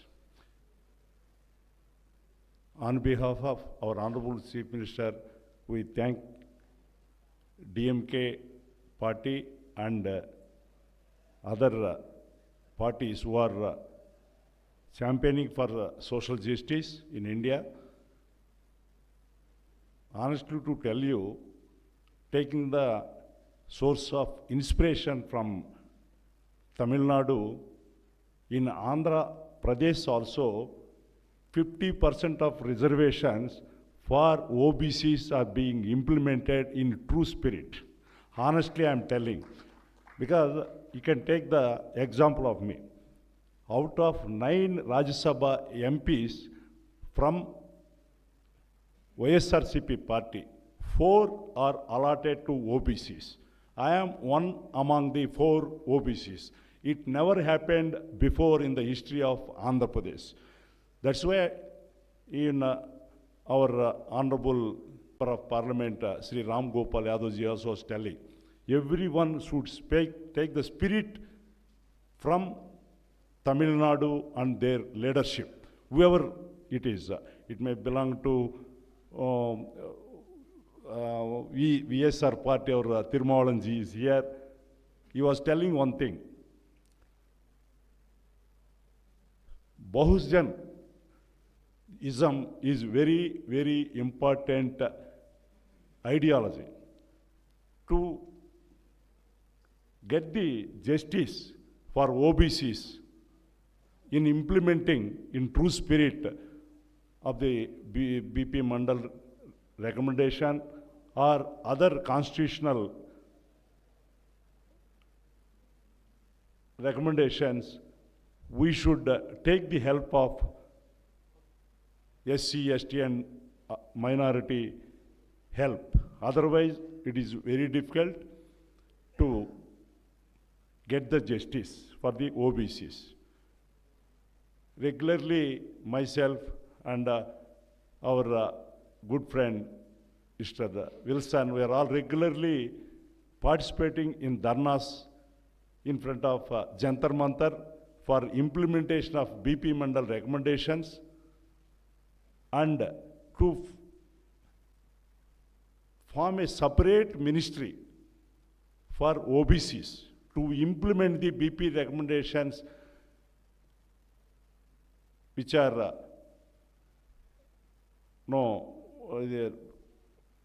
enacted in the parliament by VP Singh ji as Prime Minister.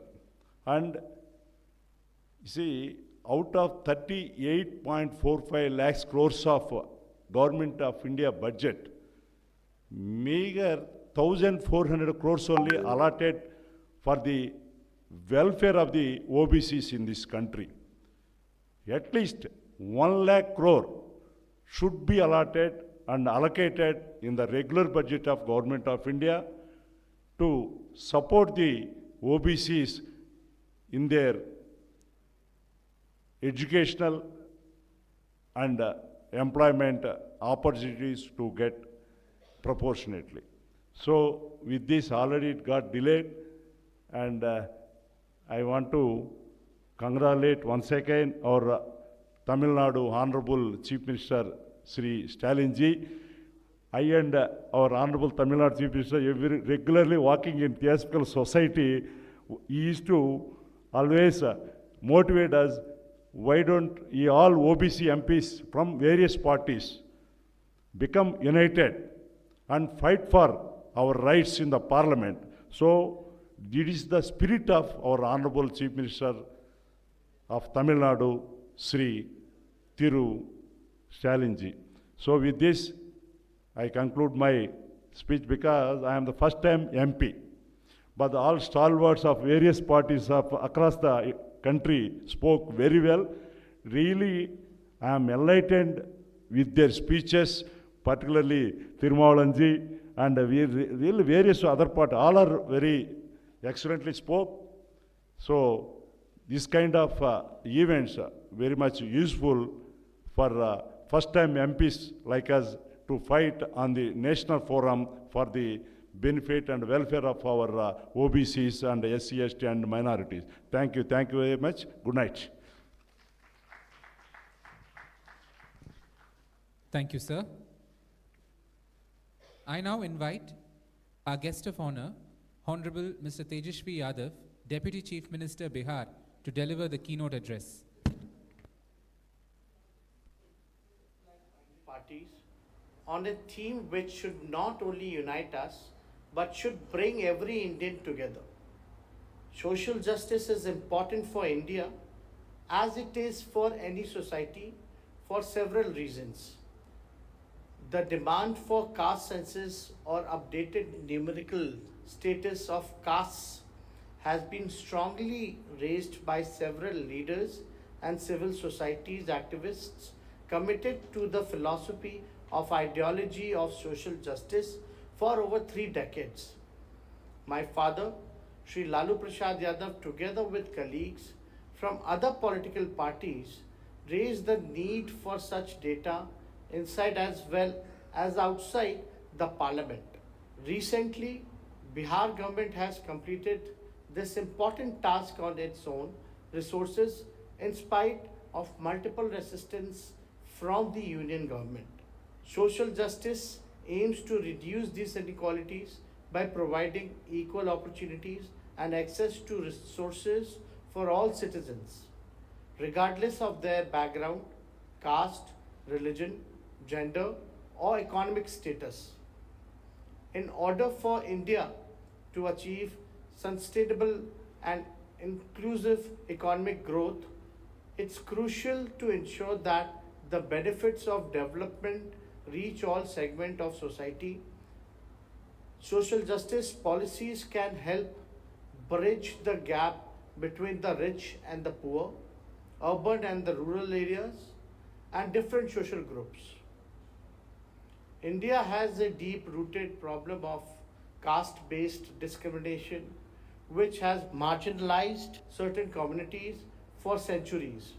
Social justice initiatives are necessary to address this issue and provide a level playing field for all citizens, irrespective of their castes. Social justice efforts aim to empower women and ensure they have the same rights, opportunities, and protection as men. I am told that the government is planning to bring a bill for women's reservation. However, a bill which does not give SC, ST, and OBC women an adequate representation cannot be in the true spirit of social justice. We must prepare ourselves for a longer struggle. Social justice initiatives can help ensure that all citizens, including those from marginalized communities, have access to equality, education, and healthcare. This is critical for individual well-being and the overall development of the nation. India is a diverse country with various religious and ethnic minorities. Protecting the rights and ensuring the well-being of these minorities is a key aspect of social justice. Social justice also encompasses legal justice. It seeks to ensure that the legal system is fair and accessible to all, regardless of their social or economic status. Promoting social justice can enhance social cohesion and harmony. It reduces the potential for social unrest and conflicts arising from disparities and discrimination. India aspires to be a global leader, and demonstrating a commitment of social justice can enhance its international reputation. Being seen as a country that values the welfare and rights of all its citizens can have diplomatic and economic benefits. Social justice is closely linked to the protection of human rights, ensuring that every citizen's rights are respected and upheld is a fundamental aspect of social justice. In conclusion, I must share that social justice is vital for India's progress and development. It's not only addresses historical injustices, but also creates a more equitable and inclusive society where all citizens can participate in a benefit from country's growth and development. Thank you. Thank you, sir. I now invite our guest of honor, Honorable Mr. Hemant Soren, the Honorable Chief Minister of Jharkhand and Working President JMM, to deliver the keynote address. P. Wilson जी, आज फिर से all India federation of social justice की इस दूसरी बैठक में हम सब लोग एकत्रित हुए हैं और इस विषय को कहा जाए, इस मुहिम को आगे बढ़ाने के लिए तमिलनाडु सीएम थिरु स्टालिन जी को मैं बहुत बहुत धन्यवाद दूंगा और इसमें शामिल हो रहे भाई तेजस्वी जी, भाई अखिलेश जी, यहाँ उपस्थित कर्नाटक के पूर्व मुख्यमंत्री वीरप्पा मोइली साहब, सीपीआईएम के वरिष्ठ नेता सीताराम येचुरी जी, सीपीआई के जनरल सेक्रेटरी डी राजा साहब और आदरणीय फारूक अब्दुल्ला साहब और सभी गण्यमान्य अतिथिगण, आज पुनः दूसरी बार सोशल जस्टिस के विषय पर चर्चा करने के लिए फिर से ऑनलाइन जुड़ने के लिए बहुत बहुत धन्यवाद। आप सबका अभिनंदन है और मेरी ओर से जोहार है। विषय बिल्कुल स्पष्ट है और इस देश के लिए, भारत देश के लिए सामाजिक सुरक्षा का विषय बहुत मायने रखता है। सामाजिक सुरक्षा यूं तो हर वर्ग को चाहिए, लेकिन आज आज़ादी के बाद भी कहीं ना कहीं इस देश का सामाजिक सुरक्षा, जहां हमारे पूर्वजों ने, हमारे संविधान निर्माताओं ने जो परिकल्पना की थी, वो आज के दिन में भी कहीं ना कहीं अधूरा दिखाई देता है। और ख़ास तौर पर जहां देश का आदिवासी, दलित, पिछड़ा, अल्पसंख्यक, ये वर्ग, इसमें से मुख्य रूप से आदिवासी दलित को तो आप बिल्कुल स्पष्ट रूप से कह सकते हैं कि आज के दिन में भी उनके लिए सामाजिक सुरक्षा, सोशल जस्टिस सिर्फ नाम मात्र के लिए कहा जा सकता है।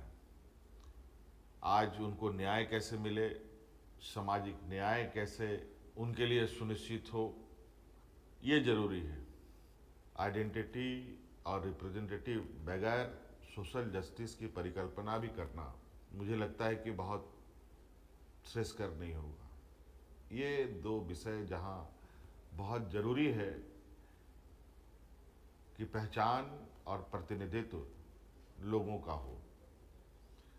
आज इस विषय पर हमारे आदरणीय दिसंगुरु शिबू सोरेन जी ने अपना बचपन, जवानी, बुढ़ापा सब कुछ निछावर कर दिया। आज अखबार में मैंने पढ़ा कि इस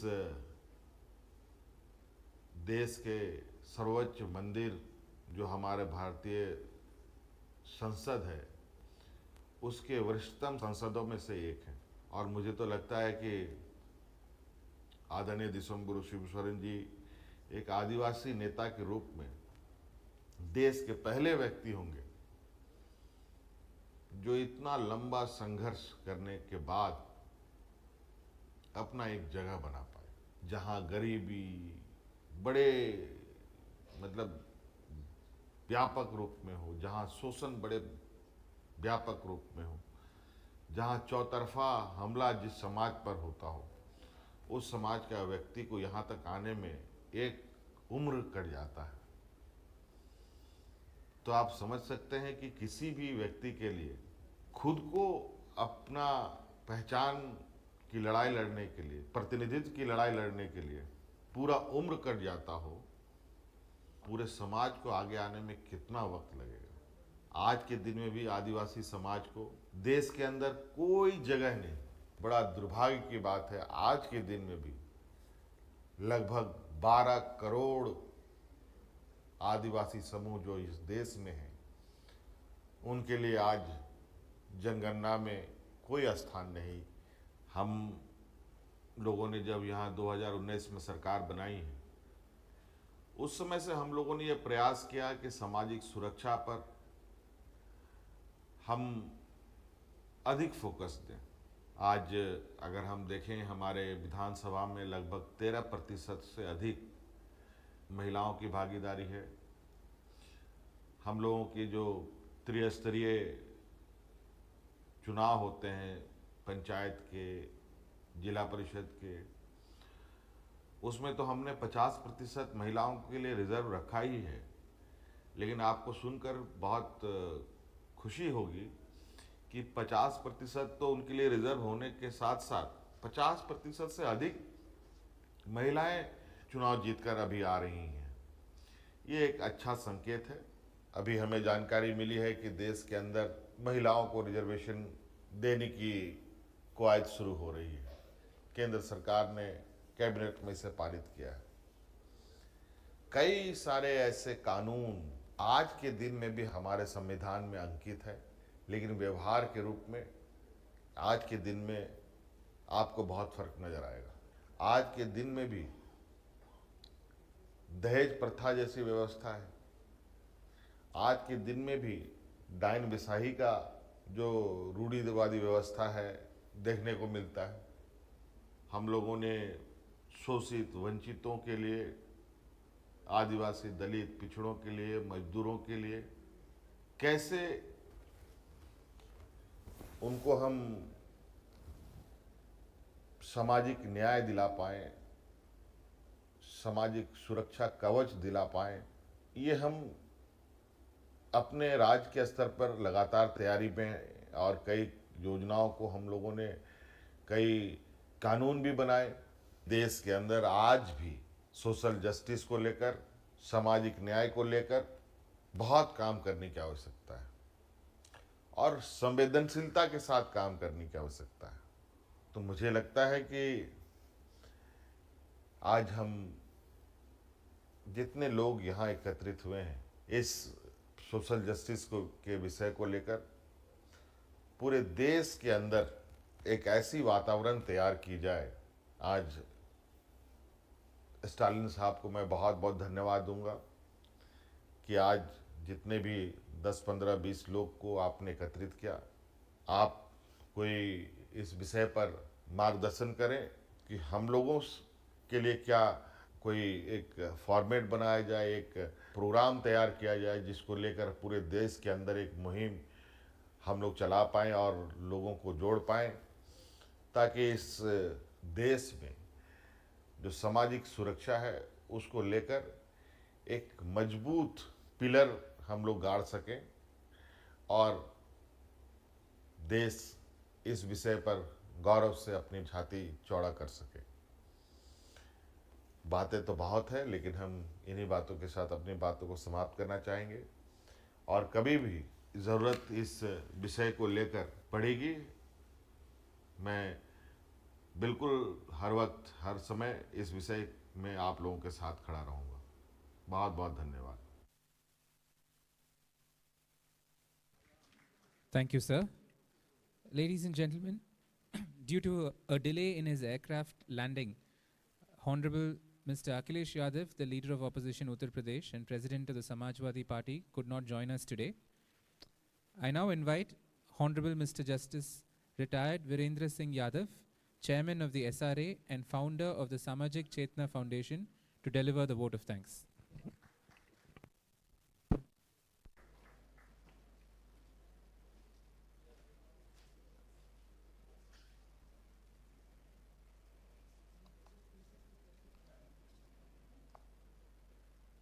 Honorable Chief Minister, Mr. Stalin, our most valuable guest, ladies and gentlemen, it is my privilege to offer thanks on this occasion. I extend a very hearty vote of thanks to all speakers for gracing our conference online as well as offline, physically present in this hall and sharing with us their valuable insights today. I want to express my sincere gratitude to our Chief Minister, Mr. Stalin, who spared precious time for his busy schedule to grace this occasion and enlighten all of us with his vision on how to shift this country's perceptive towards social justice. He has been the guiding force for this entire conference. I would especially thank Mr. Wilson, convener, All India Federation for Social Justice, for his unfaltering zeal and dedication on fighting for the cause of social justice. My deep sense of thanks and appreciation goes to all the 42 participants, speakers online and offline, and the other audience present in this hall attended this conference with great enthusiasm, make today's event a great success. I will like to add that nowadays the time has come to redress the grievances of oppressed classes, thereby renouncing VIP political culture for down towards oppressed classes. India lives in villages where the plenty of oppressed caste voter power in existence, but that is unaware of making their own government. Importance of unity and awareness about their valuable rights guaranteed by the Constitution of India is to be infused amongst them. They have to be awakened about value of their votes, unitedly to be casted to those politicians who are amongst them to uplift their social status on equal footing. The formula to contest one-to-one in coming election is to be ensured strictly, which is the only way to form the government of Sudraj in our country. We hope great efforts towards it by All India Federation of Social Justice shall certainly give results for changing the scenario to form government favorable to backward classes, which was a dream of Baba Sahib Ambedkar, who ever said not to forget history, be educated, be organized, and be agitated. And like the religion that teaches liberty, equality, and fraternity. In the last but not the least, I will not forget to thank our technical team, volunteers, and all those who worked hard to make this event a grand success. In the end of you all being with us, totally have a wonderful day ahead. Thank you.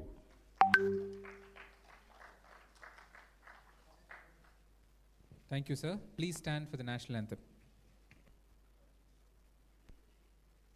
जनगण मन अधिनायक जय हे भारत भाग्य विधाता पंजाब सिंध गुजरात मराठा द्राविड उत्कल बंगा विंध्य हिमाचल यमुना गंगा उच्चल जलधि तरंगा तव शुभ नामे जागे तव शुभ आशीष मांगे गाहे तव जय गाथा जन गण मंगलदायक जय हे भारत भाग्य विधाता जय हे जय हे जय हे जय जय जय जय हे